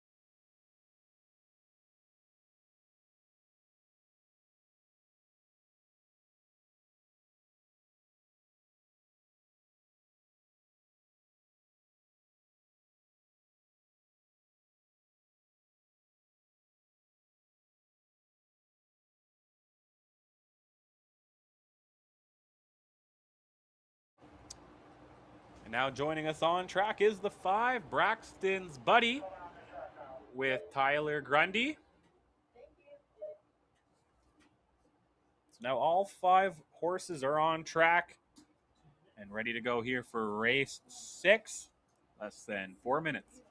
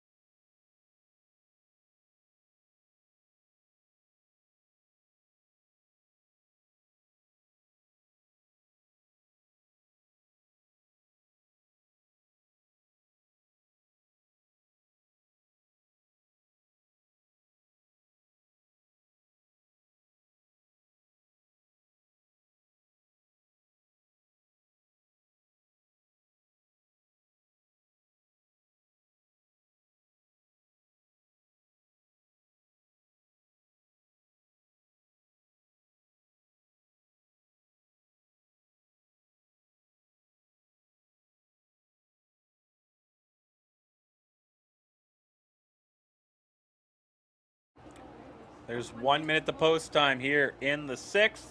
Again, win, place, show, tri-actor, exactor wagering. Nice field of 5 here. About ready to go here at the Loop.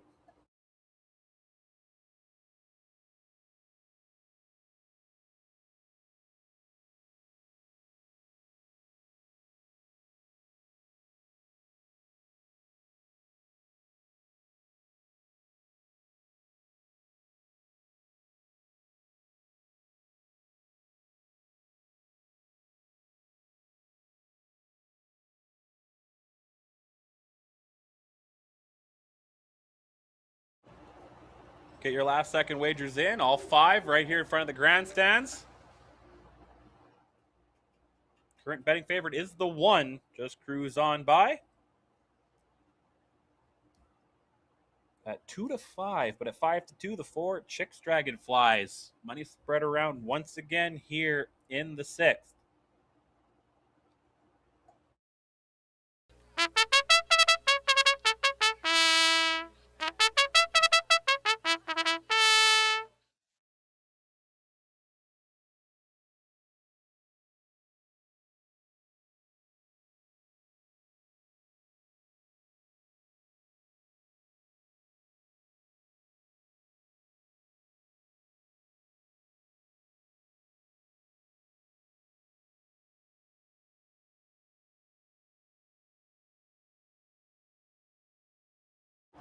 And the horses are called to the starting gate here for the 6th. Onwards the 4 Fillies and Mares 5 races, or 7,500 Fillies and Mares 9,375 lifetime.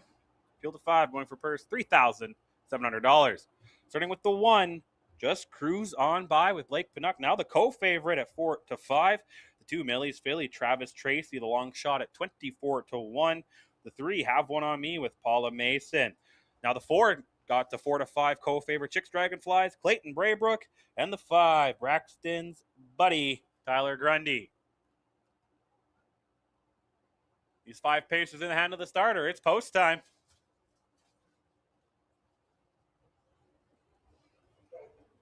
And they're off in pacing.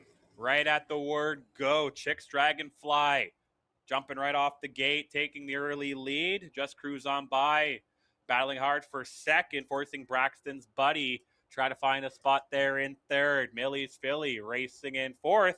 And Have One on Me can see them all as they're straightening down the backstretch. Chicks Dragonflies, the one to catch. Just Cruise on By, though, the betting favorite right there in second. And Braxton's Buddy is third. Here at the opening quarter, 30-1. 30-1 for Chicks Dragonflies. Ended up going off at 6-5. Right there, Just Cruise on By, the 2-5 favorite in the pocket. And Braxton's Buddy, 27-1 long shot. That's your top 3 as they're coming down the stretch here for the first time in the 6th. It's Chicks Dragonfly and Clayton Braybrook up on top. But Just Cruise on By and Braxton's Buddy not going anywhere right now as they cross the half in 101-3. A 31-2 second panel. And they're kicking in the clubhouse turn. Braxton's Buddy, first one to make a move. Trying to now put some pressure on Just Cruise on By and Chicks Dragonflies, but they're marching down the backstretch. Chicks Dragonfly still up on top. Braxton's Buddy sticking ahead out in second. Just Cruise on By, battling it hard, and it's a battle for fourth. Chicks Dragonfly here at the 3 quarters in 1:31-2. Chicks Dragonflies and Just Cruise on By. Fade and quick is Braxton's Buddy. Just Cruise on By might be the only one with a shot at Chicks Dragonflies as they're coming down the stretch. Chick Dragonflies way up on top on Just Cruise on By. Just Cruise on By does not have enough today. Chicks Dragonflies and Clayton Braybrook getting the job done. Just Cruise on By for second. Ooh, tight for third, but I think it was Braxton's Buddy. 2 minutes and 2/5 for the mile.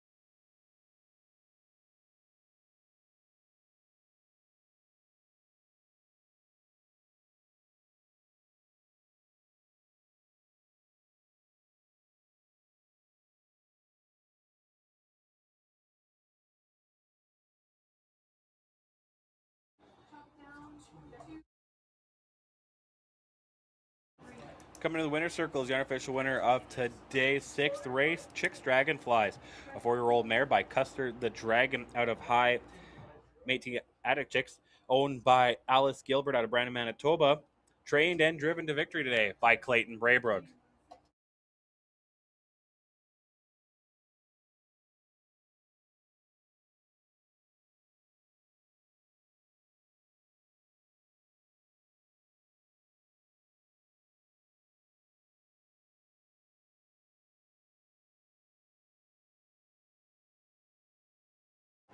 Here we go, give another big round of applause for winning connections there with Clayton Braybrook and Chicks Dragonflies. Here are your splits real quick. They went over the opening quarter 30-1, over the half in 101-3, 3 quarters 131-2, finishing the full mile 2 minutes and 2. And your payouts are now official here in the 6th. The 4, Chicks Dragonflies, pays $4.60 to win, $2.10 to place, $2.10 to show. The 1, Just Cruise On By, paid $2.10 to place, $2.10 to show. And the 5, Braxton's Buddy, paid $2.40 to show. The $1 Exactor 4-1 paid $3.90. As the $1 Triactor 4-1-5 paid $8.65. And your order of finish, number 1, Just Cruise On By, was 2nd. The 2, Millie's Philly, was 5th. The 3, Have One On Me, was 4th. The 4, Chicks Dragonfly, is your winner. And the 5, Braxton's Buddy, was 3rd. From the top down, your program should read 2, 5, 4, 1, 3 on the bottom. Upcoming 7th race, kicking off our pick 4 maidens, going for a purse of $3,500. Note the scratch, the 2, Piper's Ace, is scratched. Again, that's the 2, Piper's Ace is scratched here in the 7th. The other 6 will go to post. Mike, what was your thoughts there on the 6th and your thoughts on the 7th? Nice race. Another mile in 2 minutes for these non-winners of 4 group. Chick Dragonflies looked to be the best. Got to the front end. Just Cruise On By had a perfect trip, and I mean perfect, and couldn't get by. So Chicks Dragonflies was definitely the best horse in that race. And congratulations to the connections of Alice Gilbert and Clayton Braybrook, driver and trainer. Let's go right to race number 7. Like Trey said, we do have a scratch of the 2-horse Piper's Ace. I like Playtime Jimmy. And no doubt in my mind, he's the best horse in this 6-horse field. It's if he stays flat. You go back 3 starts in the qualifier. He win in Miami in 2-2. Take a look at the last 2 starts. He's finished 2nd, but 2-11, 2-5. He has to really hang on to this horse to keep him flat. I noticed that last week in Miami, he was kind of babying the horse around the racetrack. He definitely has the most talent and is the best horse in here. And I think Corey Manning hopefully has got this horse right today for first start at the Loop. Horse for 2nd, I'm going to go, This Is My Time. Clayton Braybrook got the job done in the race last week. Corey Manning training. Finished a good 3rd last week in 2-7. Just looks like to me to be a good exactor in here, 6-3. Wide open for 3rd. Why not go to the old-timer, Dial Direct with driver Richard Remillard, who's got 2 wins already on today's race card. Tara Isman with a training average of 416 presently. I look to see Dial Direct improve on the last couple of starts in Miami. So, Trey, I'm going to go with the 6, 3, and 7 in race number 7. Yeah, awesome. Thank you, Mike. Yeah, the 2 getting scratched, that was my top choice. So that will move the 6 now to my top choice, Playtime Jimmy. Again, like you said, 205 last week, finishing 2nd behind Made Marvelously, who I believe we'll see in a couple races from now. I think this race horse could be the one to beat post 6. Hasn't really come from the outside post yet in its qualifier or its 2 maiden races. So be very interested to see how it can do from that. For 2nd now, I'm going to go with the 1, Jimmy's Rockin'. Gets the inside, 206 last time out, finished 5th, but only a few seconds behind the rest of the crew. And for 3rd now, I'm going to have to make a choice here officially. I guess I'll go with the 4, Misdirection. 4-year-old horse making its lifetime debut right now. Qualified in 208-2. Let's see if this Mystician horse can shave off a few seconds from that time. So I'm going to go 6, 1, 4. here in the 7th. Nathan, he had the 6th, playtime Jimmy on top. Of course, he had the 2, and then he'll have the 4 misdirection for 3rd there as well. And this also kicks off our pick 4, which we've talked about earlier today. So yeah, make sure you get to the betting windows for that. Pick 4 goes through races 7 through 10, and we'll be back when horses are on track for post parade here at the Loop.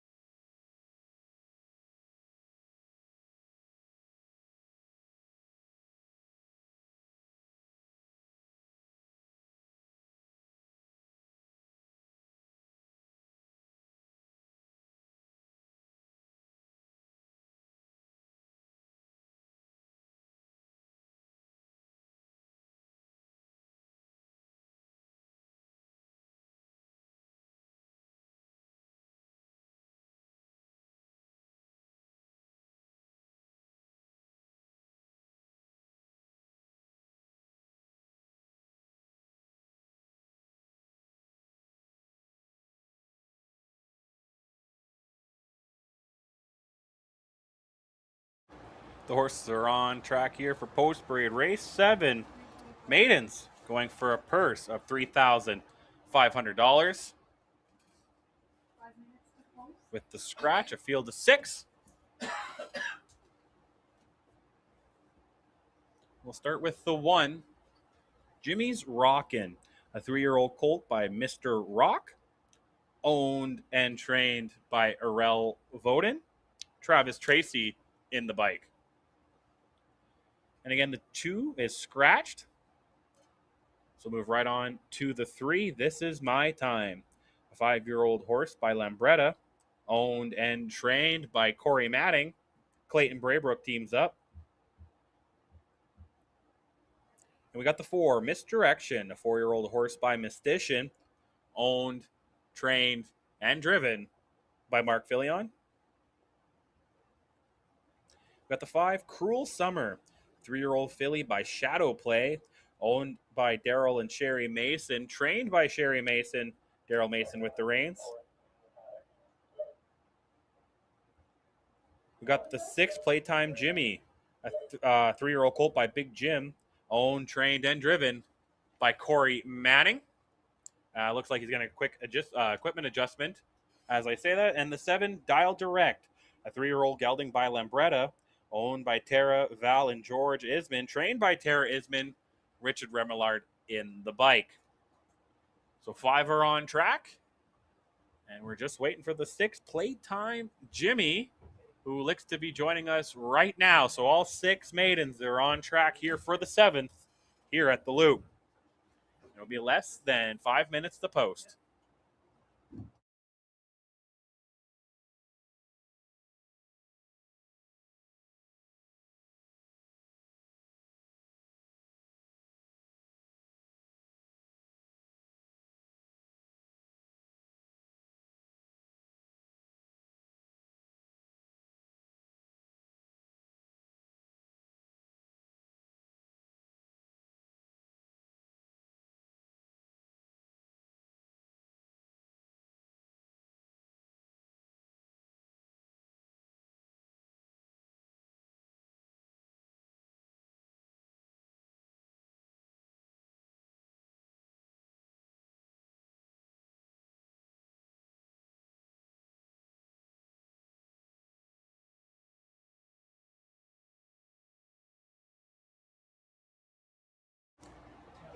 And just a reminder, this does kick off our Pick 4 here at the Loop, the opening day Pick 4. Correctly pick the winners from the next 4 races to finish off the card. We also have win, place, show, exactor, triactor wagering. Again, we're 3 minutes away from post time. 3 minutes.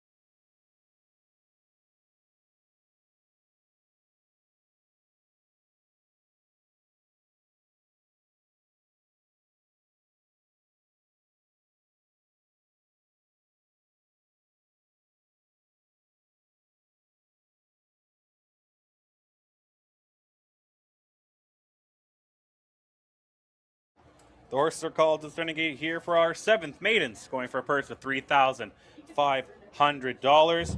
Starting with the 1, Jimmy's Rockin', Travis Tracy. 2 is scratched. We've got the 3, This Is My Time, with Clayton Braybrook. The 4, Misdirection and Mark Fillion. The 5, Cruel Summer, Daryl Mason, 99-1 long shot. The 6, Playtime, Jimmy, Corey Manning, 1-5 betting favorite. And the 7, Dial Direct, Richard Remillard.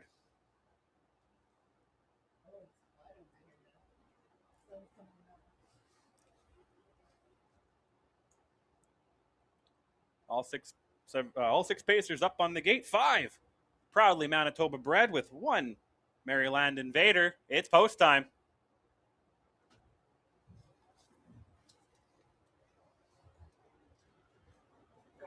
And they're off in pacing.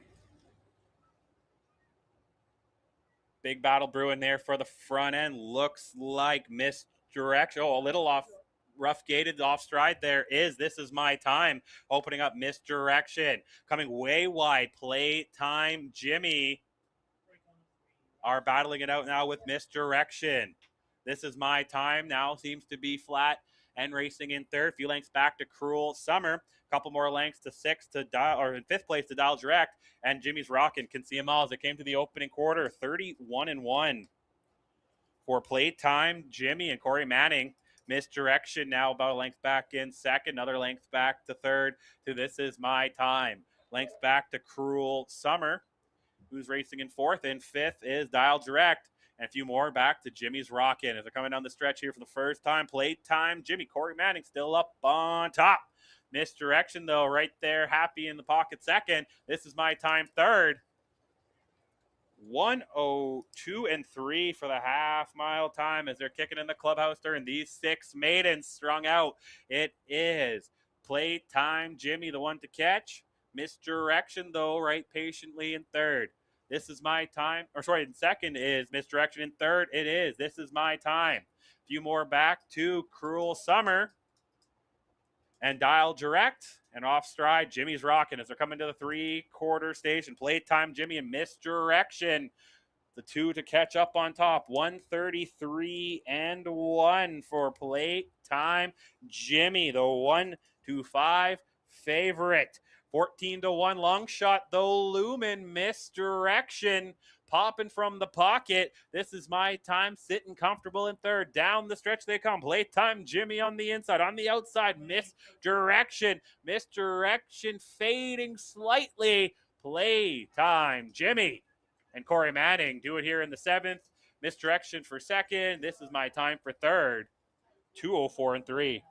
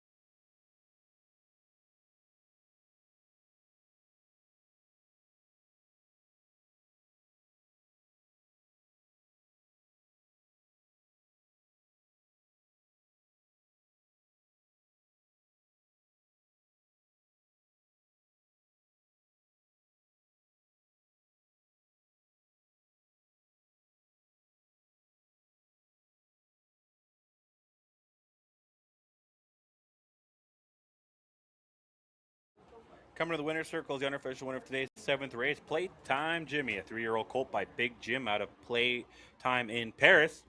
Bred, owned, trained, and driven by Corey Manning.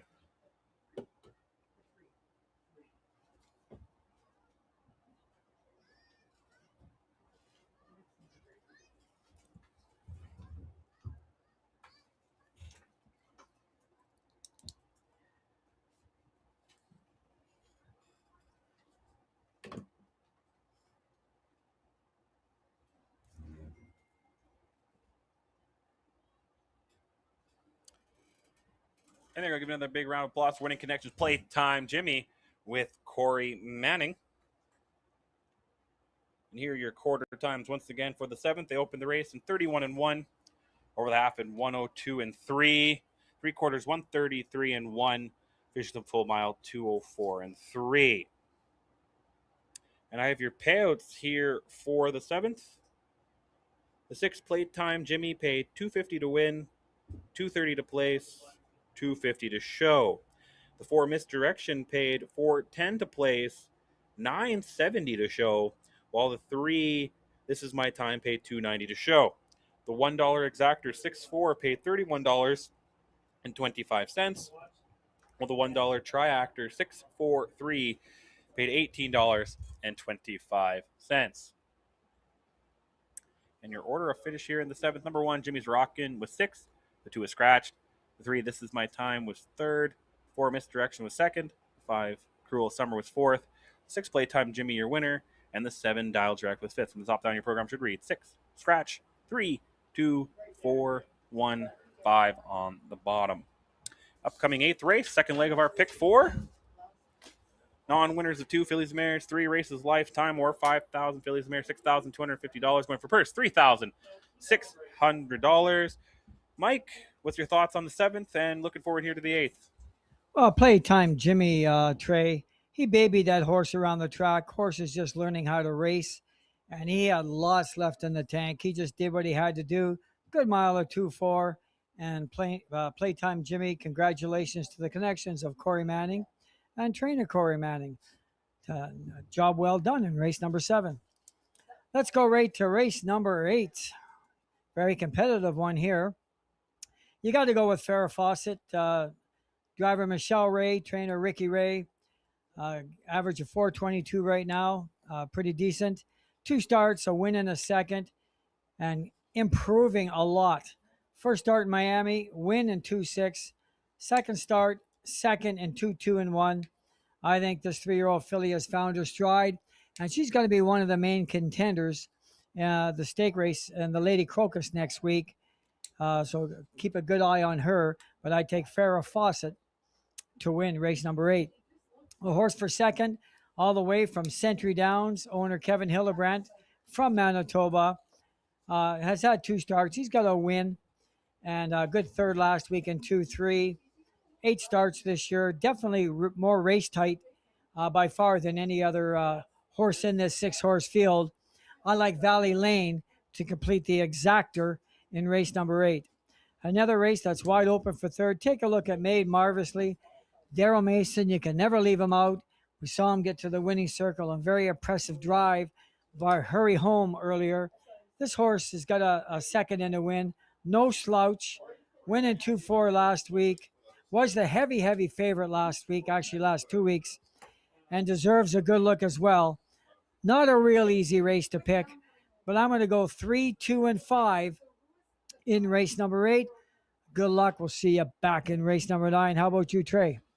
Yeah, we could have the same horses just kind of jumble around. Actually, I don't have. You know, I think on the graphic, I put the wrong graphic in. If you're looking at the graphic, I meant to go with the 3 Farrah Fawcett. So that is who I went with for second. But for win, I did go with Valley Laney on top. So Valley Laney with Mark Filion, I did give the slight edge to that horse. For second, I'm going to go with Farrah Fawcett with Michelle Ray. For third, I like Made Marvelously. All the exact same reasons that you have. Our guest handicapper, Nathan Bain, he took the 5 Made Marvelously on top. He was confident enough in this 4-year-old horse that he singled him in this in his pick 4. So I'm going 2, 3-5. Mike, you're going 3-2-5. Nathan's going 5-2-4. All the same horses, just kind of a different order here. Best of luck to everybody here. Second leg of our pick 4. We got Win, Place, Show, Triactor, Exactor, Wagering. And we'll be back when horses are on track for post parade, race 8.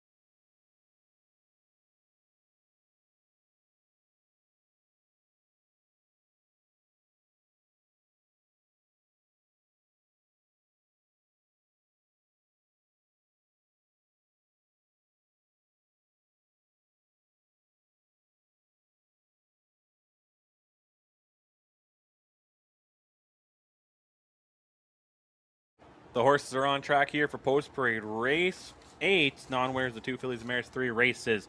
Lifetime are 5,000. Fillies and mares, $6,250. Going for a purse, $3,600. Starting with the 1, Game and Star, 6-year-old gelding by Vintage Master. Owned, trained, and driven by Travis Tracy. The 2, Valley Laney, a 3-year-old filly by Santana Blue Chip, owned by Kevin Hildebrandt with Ralph Morrow, trained by Mark Filion. Mark jumps in the bike. The 3 is Pharaoh Fawcett, a 3-year-old filly by Century Pharaoh, owned by Laverne Turnbull, trained by Ricky Ray, Michelle Ray in the bike. The 4 is Libby's Delight, a 3-year-old filly by Trackmaster D, owned and trained by Arel Voden. Blake Pinnock teams up. The 5 is Made Marvelously, a 4-year-old horse by Spinfinity, owned by Daryl and Sherry Mason, trained by Sherry Mason. Daryl Mason teams up. And the 6 is Steph's Inheritance, a 4-year-old mare by I'm the Pied Piper, owned and trained by Arthur Ray. Paula Mason teams up. These 6 will go to post for the 8th in less than 5 minutes.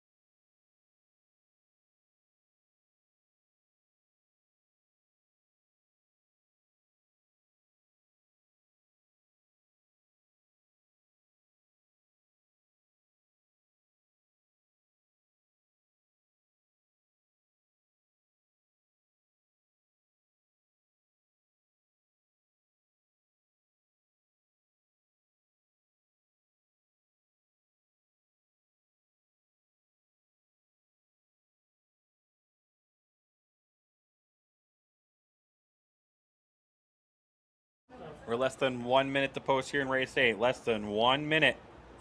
Get your last second wagers and win, place, show, triactor, exactor wagering. We also the second leg of our pick 4. So best of luck if you're still alive in that. Again, less than 1 minute, and these 6 will go to post.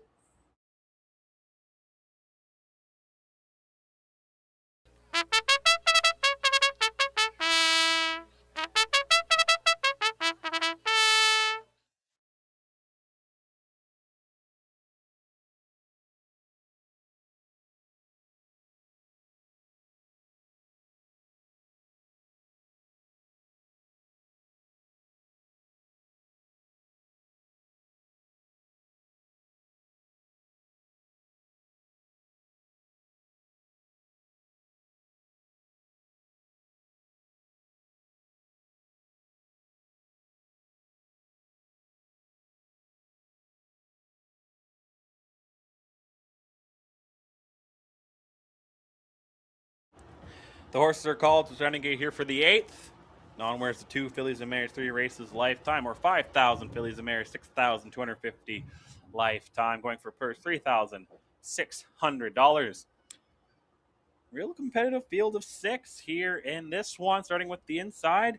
Damon Star and Travis Tracy, the 1-2 betting favorite as of now. The 2, Valley Laney with Mark Fillion. The 3, Farrell Fawcett with Michelle Ray. 4, Libby's Delight and Blake Panuck. The 5, Made Marvelously, Daryl Mason. And the 6, Steph's Inheritance, Paula Mason.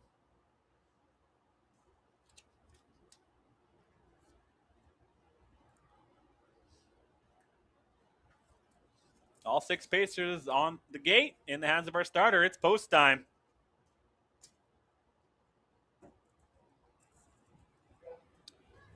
And they're off and pacing. Farrell Fawcett jumping right off the gate, jumping to the front end, trying to find some space. Libby's Delight, way out wide, Made Marvelously, charging up to the front end as well. Gaiman Star settles for 4th.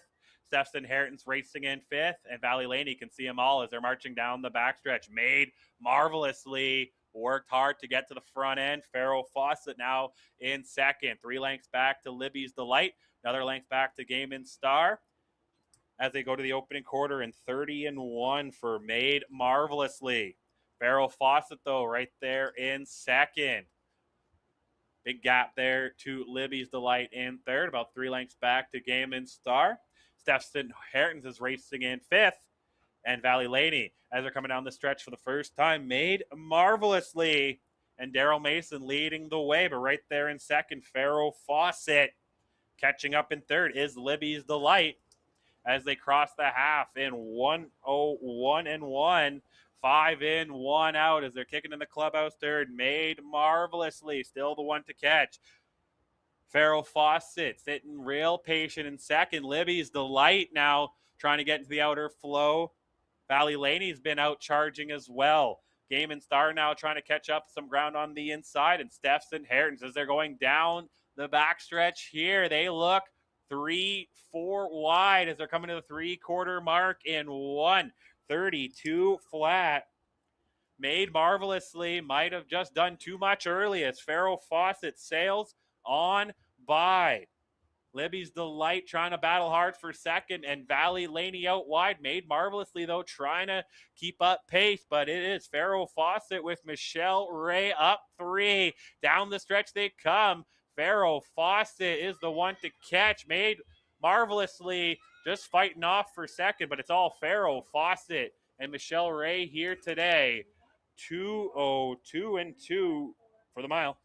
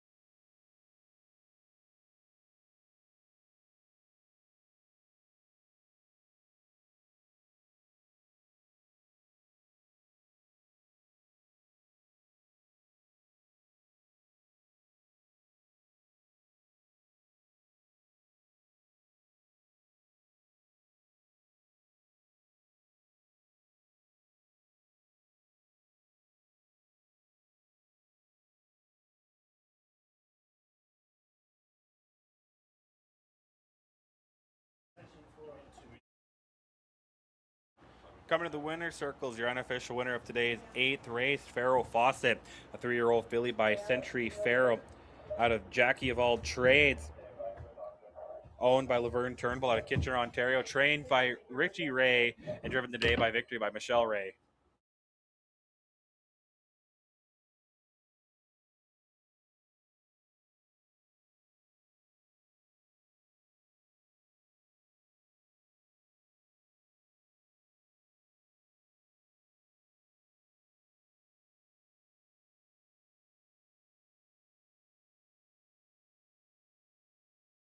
They're going to give another big round of applause. Winning connection here with Pharaoh Fawcett with Michelle Ray. And here are your race 8 splits. They went over the opening quarter in 30-1, over the half in 101-1, 3 quarters 132 flat, finishing the full mile 202-2 for a new lifetime mark for Pharaoh Fawcett.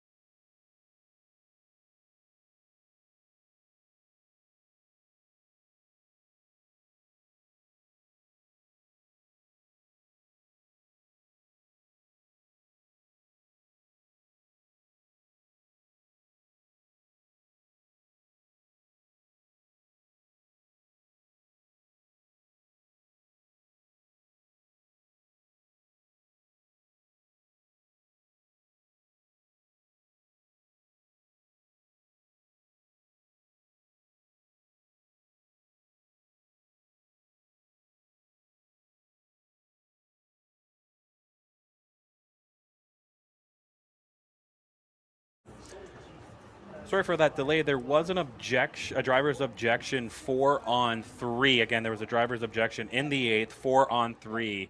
It has been disallowed by the judges, so there will be no change to the order of finish as we just await for the official payouts for the 8th.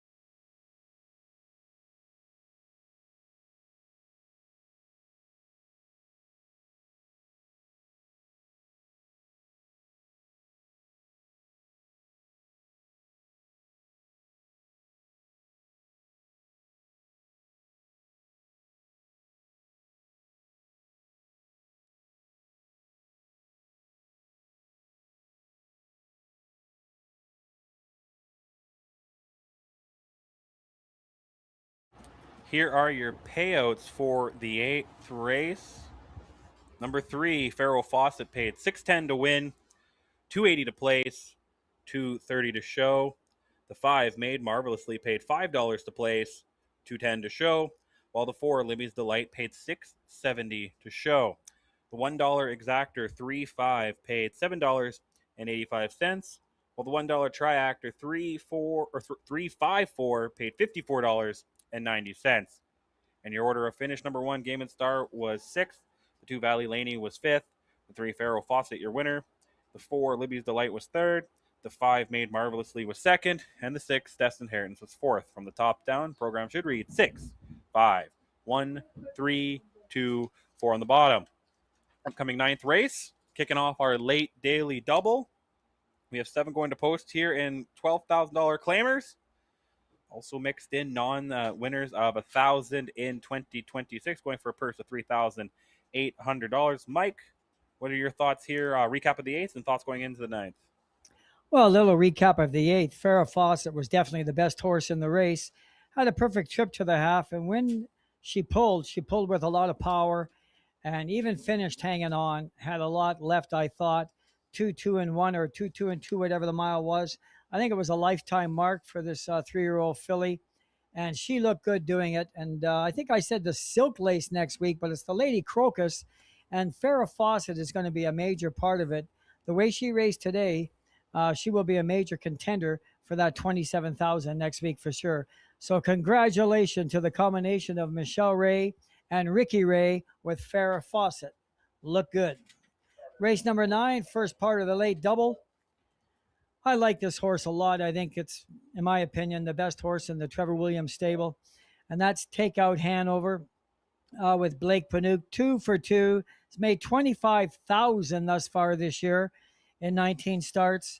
The horse can leave or come off the pace, but you got Blake driving, so chances are he likes the front end. And I think it's going to be tough to beat this horse. And here comes the post parade, I believe. So I'll let Trey do the post before we continue. Yeah, thanks, Mike. With that little bit of delay, the horses had a chance to get the horses on track here a little quicker. So here's post parade for race 9. And here is the 1, Seafarer, a 10-year-old gelding by Captain Charentris, owned by Laverne Turnbull, trained by Ricky Ray, and driven today by Michelle Ray. We also have the 2, just stepping on track now, is Acquired Taste, a 4-year-old mare by Bettor's Delight, owned, trained, and driven by Clayton Braybrook. We also have the 3, Loaded Dragon, An 8-year-old gelding by Custer the Dragon, owned and trained by Arel Voden. Tyler Grundy teams up. And here's the 4, Take Out Hanover, a 4-year-old gelding by Stay Hungry, owned and trained by Trevor Williams. Blake Pinnock picks up the drive. The 5, Apagatura, 12-year-old gelding by Blue Burner, owned by Glenda Giles, trained by Clayton Braybrook. Corey Manning teams up. And the 6 here, Seek and Destroy, 6-year-old gelding by Smart Shark, owned, trained, and driven by Paula Mason. And the 7, Sub-Zero, a 7-year-old gelding by 6 Days on the Road, owned and trained by Arel Voden. Travis Tracy teams up, and that's your 7 set here for the 9th. Mike, continue with your thought there on the 9th. Well, like I was saying, Trey, Take Out Hanover to me looks the best in here. 2 for 2. It's made 25,000 this year. Last week, last quarter, and 28 in a piece. Just doesn't seem to tire. And I really like Take Out Hanover in this 12,000 claimer. Here's a horse you got to watch out for. Seafarer with Michelle Ray. We saw him get the job done in the last race with Farrah Fawcett. Got the inside. I think is going to get a pocket trip behind Take Out Hanover. They did race and meet up 2 starts back in the 12 claimers where Take Out Hanover win and Seafarer was 4th. But I think the horse has improved quite a bit since that 2 weeks ago, pacing 2nd in 59 and 3. And you look at the lines, you've got 3 miles and 53 down east in Georgia Downs. So this horse has definitely got the talent. He's made 27,000 thus far this year. I think it's going to be these 2 for sure, 4 and 1 or 1 and 4, followed by Logan Dragon, drops out of the open handicap into the 12 claimers. Tyler Grundy aboard, looks to be the best of the rest. If you're betting the daily double, I love Take Out Hanover, the 4 horse, with the 6 horse, Peaton's Premier in the 10th. Good luck. We'll see everybody back in the finale. Yeah, thanks, Mike. And I'll just give my quick thoughts here. I got the exact same top 3 as you as well. Take Out Hanover has been one of the more impressive horses over the last 2 weeks in Miami, continuing to get faster and faster, and be interested to see what this 4-year-old Stay Hungry gelding can do here at the Loop. For second, got to go with the rail horse Seafarer. Really good too. Went sub 2 minutes last week in a second place finish behind Credit is Magic. Now goes up against another in the Trevor Williams barn. I think Seafarer could do well with the inside post. Did come from post 7 last week, which is the rail but second tier. So very interested to see what it can do now, jumping up to the front of the line. For third, I'm going to go with Loaded Dragon here as well with with Loaded Dragon with Tyler Grundy here today. So I'm going to go 4-1-3. And Mike, I kind of have similar sentiments as you as well with the daily double. Go with the 4, go with the 6. You could also throw in the You Drive, You Decide there in the second leg as well. But that's our thoughts here on this race. And the horses will get called to the starting gate in less than 2 minutes.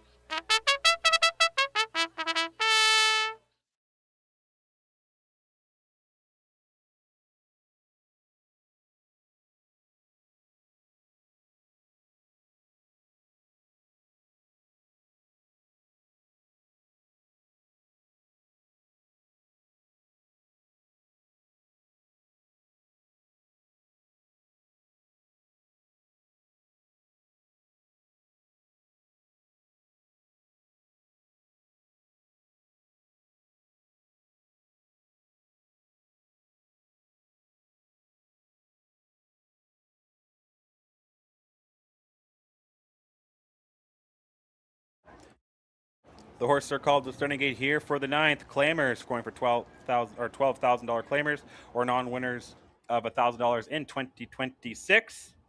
Going for purse of $3,800. Field of 7. Starting with the 1, Seafarer, with Michelle Ray, the 2, Acquired Taste, and Clayton Braybrook. 3, Loaded Dragon, Tyler Grundy. 4, Takeout Hanover, Blake Panuck, and your 4 to 5 betting favorite. The 5, Apagatura, and Corey Manning. The 6, Seek and Destroy, Paula Mason. And the 7, Sub-Zero, Travis Tracy. $3.99 to 1 long shots in this one. Could have some payouts. All 7 are on the gate. In the hands of the starter, it's post time.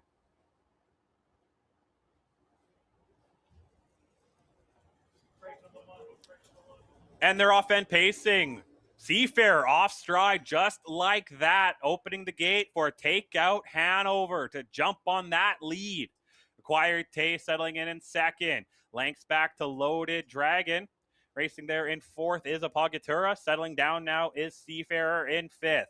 Seek and Destroy is racing in 6th. And Sub-Zero can see them all as they're straying out down the back stretch. It is Takeout Hanover. Lengths up on Acquired Taste. Heading to that opening quarter mark in 29 flat. It is Takeout Hanover with Acquired Taste. Lengths back in 2nd. Racing in 3rd is Loaded Dragon. Pagatura still racing in 5th. Seafarer wanting to get back into this one in 5th. Racing in 6th is Seek and Destroy. And Sub-Zero is 7th as they're coming down the stretch for the first time. Now gaining up on him is Takeout Hanover, though, is the one to catch. Seafarer popping out like that is Loaded Dragon. But at the half in 59-2, a 30-2 second panel as they're kicking in the clubhouse turn. It is Takeout Hanover, the one to catch still. Acquired Taste racing in 2nd. Apagatura is in 3rd. Right there in 4th is Loaded Dragon, installing Seafarer with Seek and Destroy 6th. And Sub-Zero way up here. It is Takeout Hanover at the 3/4 mark in 1:28.2. Takeout Hanover battles on really for 2nd here. Acquired Taste holding that place steady with Loaded Dragon in 3rd. So that's Apagatura in 3rd. In 4th, it is Loaded Dragon. Down the stretch they come. It is Takeout Hanover, and Blake Panuck with this one. For 2nd will be Acquired Taste. Apagatura for 3rd. Finish that time 1:57.2.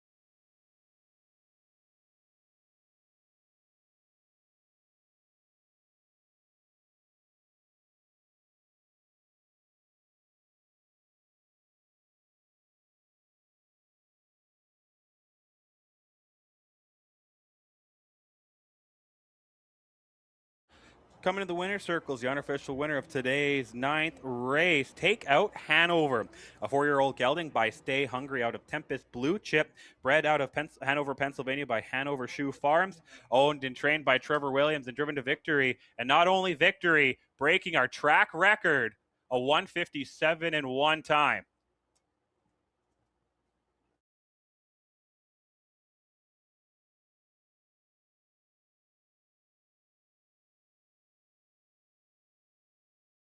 There you go. Give another big round of applause. Take Out Hanover, winning the 9th, and a new track record here at the Loop, 157-1.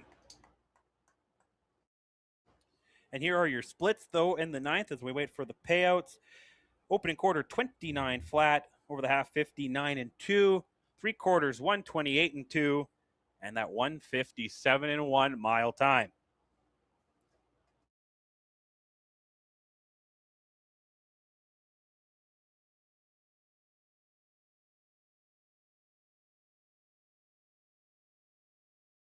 And here are your payouts for the 9th. Number 4, Take Out Hanover, paid $3.40 to win, $3 to place, $4.80 to show. The 2, Acquired Taste, had no place or show wagering, it looks like. And the 5, Apagatura, paid $2.60 to show. The $1 Exactor, 4-2, paid $9.15. Well, the $1 Tractor, 4-2-5, paid $48.70. And your order of finish, the 1 Seafarer was 7th, the 2 Acquired Taste was 2nd, the 3 Loaded Dragon was 4th, the 4 Take Out Hanover was your winner, the 5 Apagatura was 3rd, the 6 Seek and Destroy was 5th, and the 7 Sub-Zero was 6th. From the top down, your program should read 7, 2, 4, 1, 3, 5, 6 on the bottom. In the upcoming 10th and final race, 7 will go to post here. 7 more maidens will go to post for a purse of $3,500. But first, Mike, what are your thoughts here on the record-breaking race there and coming up to the 10th? Well, I tell you, if you watch the race, Trey, he had a death grip on that horse, wire to wire. He's got more left. I know this is the best horse. Trevor purchased this horse from Nathan Sobey out in Alberta. He loves the horse. I would imagine next week, this is my opinion, we'll be going against Ginger Tree Finney. And I think we're going to have a good contest there because this horse is absolutely razor sharp. And Blake was not going to get beat today by Take Out Hanover. So another congratulations to the good combination of Blake Pinnock and Trevor Williams on an outstanding race with a new track record of 157-1. Race number 10, I'm going to go right to the 6 horse, Peyton's Premier, Michelle Ray, trainer Ricky Ray. Looking at this, looks to be the best. 2-5, and you look down the card, should get all the respect in here, most likely be the overwhelming favorite in here, coming out of post position 6. Horse that might have something to say about it. What's love got to do with it? Travis Tracy, a Ralph Voden trainer, finished 4th in 2-7-4. I like these two far outside horses for the Exactor 6 and 7. And Blake Pinnock and Trevor Williams hook up. Farmer got the D. Not very impressive. First start out in Miami, pacing the mile in 2-9-4. We'll try to improve that, but I like her for 3rd in race number 10. Good luck. Don't forget that we're going to be racing every Saturday here at the Loop at 1 o'clock post time. Those in simulcast land and the people that showed up today, we appreciate your attendance and support, and we hope to see everybody back here next week. Thank you very much. Yeah. Trey? Yeah, thanks, Mike. Yeah, and this one I am going with the 4 on top. You drive, you decide, a 2:08-2 qualifying time. But then I will go for 2nd with the Peyton's Premier. Qualified in a very slower 2:13, but did race that 2:05-3 last week in Miami. So that's kind of my top 2 there. For 3rd, I'm going to go with Farmer Got the D. Blake hops on this one again. Last week came 2:09-4. might just be a potential price here as we see how the Trevor Williams Blake Pinnock combo goes here today. Nathan, though, our guest handicapper, thanks again to him. He's taken the 2. Pick him off, Joe, with Corey Manning for second. He's going to go you drive, you decide, and then he'll go with the 6, Peyton's Premier. And I'll echo what Mike said. We'll be back at this once again next week, 1 p.m. Central. Post time, hopefully another solid, hopefully at least 10 races. One will include the Lady Crocus going for roughly $27,000. You can watch and wager live on hpibet.com. We'll be back when horses are on track for the final post parade of today here at the Loop.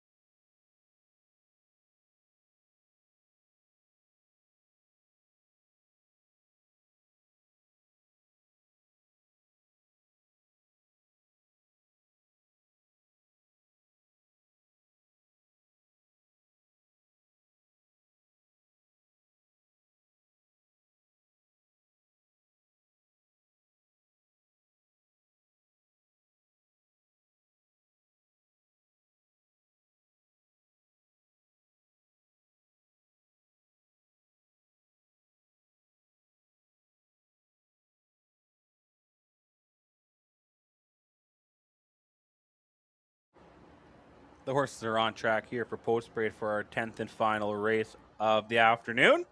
Thank you for everyone who joined us here on track and who is watching us on live stream.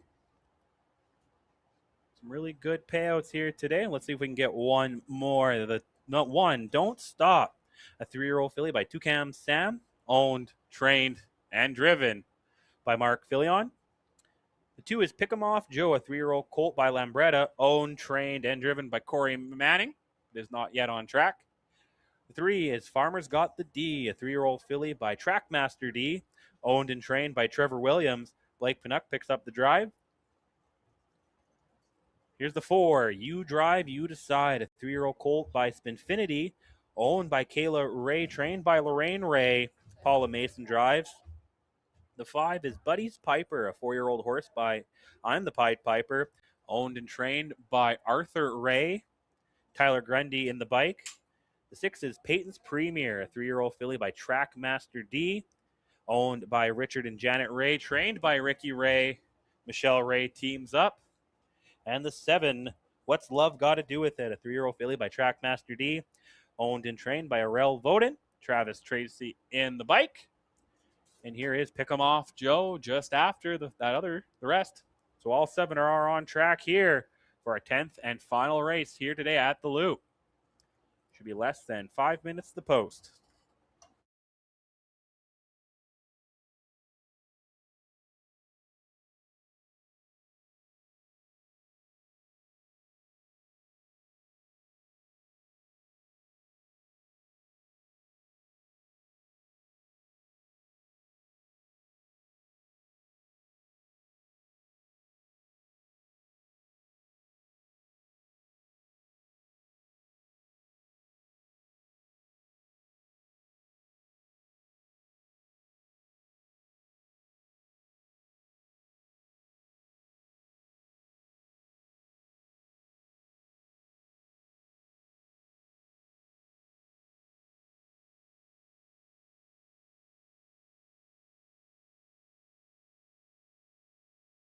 Three minutes to post time. 3 minutes.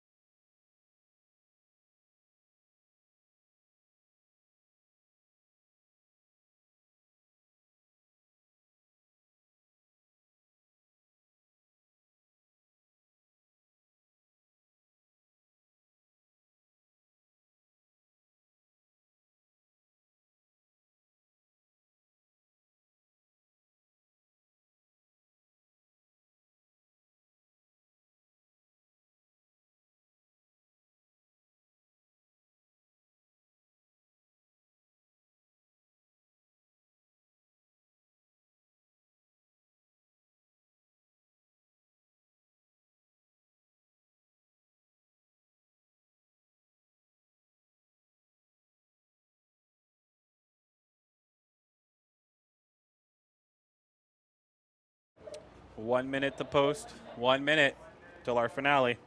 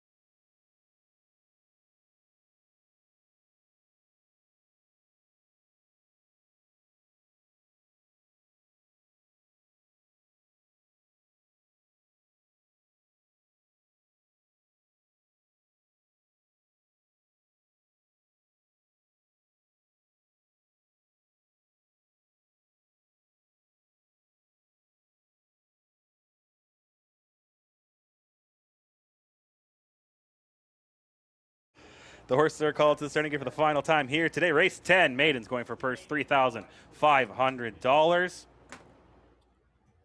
Ending off our pick 4 here today.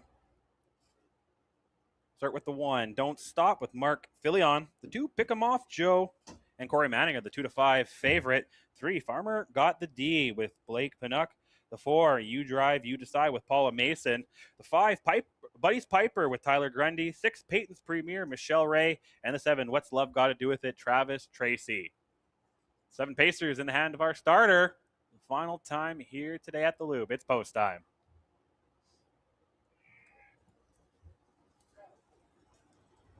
And they're off end pacing right at the word go. Peyton's Premier trying to jump off the gate. As same with Farmer's Got the D. They're battling hard for the front end with Pick 'em Off Joe. They're 3 wide going in that opening turn.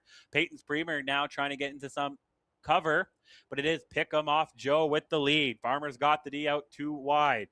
Peyton's Premier racing there in 3rd. Don't Stop's in 4th. You Drive, You Decide racing in 5th. Buddy's Piper in 6th. And What's Glove Got to Do with It? Can see them all as they're coming to the opening quarter. Farmer Got the D. Finally got there and 31-1. Steady pace for these maidens as Farmer Got the D. Now has Pick 'em Off Joe racing in 2nd. Peyton's Premier's in 3rd. About 2 lengths back to Don't Stop. You Drive, You Decide's in 5th. Another couple lengths back to Buddy's Piper. And What's Love Got to Do with It is the trailers. They're coming down the stretch here for the first time. Farmer's Got the D. Still with the lead with Pick 'em Off Joe and Peyton's Premier. Your top 3 here at the half. But Farmer's Got the D. Did the half mile in 1:04 flat as they're kicking in the clubhouse turn. The first one to make a move. You Drive, You Decide. 6 in, 1 out as they're going through that clubhouse turn. Farmer Got the D, still the one to catch. Pick 'em Off Joe racing in 2nd. Battle on for 3rd between Peyton Premier and You Drive, You Decide. Don't Stop's now in 5th. Buddy's Piper and What's Love Got to Do with It? As they're continuing to march down the backstretch, here comes You Drive, You Decide now charging up, but Farmer's Got the D is still the one to catch. 1:35-4 was the 3/4 time. Farmer Got the D, but You Drive, You Decides now trying to sail on by. Bunched up, Pick 'em Off Joe's caught in the pocket out way wide. Don't Stop, trying to find some spaces. Peyton's Premier down the stretch they come. Farmer's Got the D on the inside, but You Drive, You Decide out 2 wide. Wheel for wheel, neck for neck, real tight on this one. It's gonna go real tight. Farmer Got the D. Look to have gotten there. You Drive, You Decide for 2nd. 2:08 flat.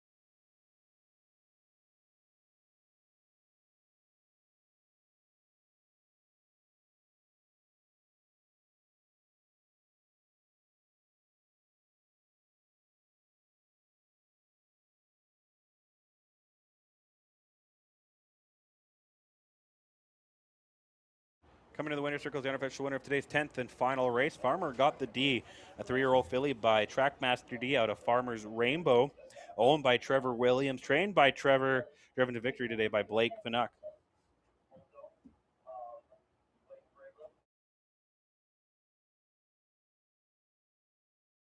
We're going to give a big round of applause for making connections in our finale here. Farmer got the D and Blake Panuck. As we wait for our payouts, here are your final splits. Opening quarter 31-1, over half and 104 flat. 3/4 135-4. Fishing full mile 208 flat.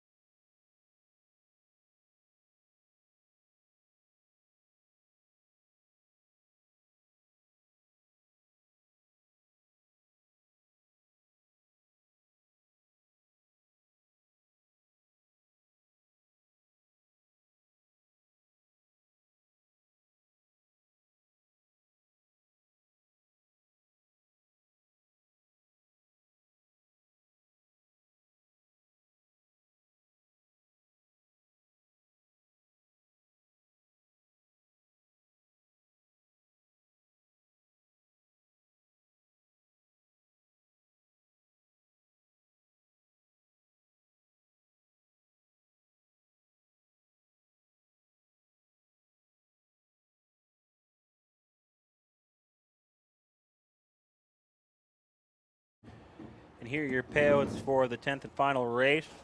The 3, Farmer got the D, paid $360 to win, $280 to place, $240 to show.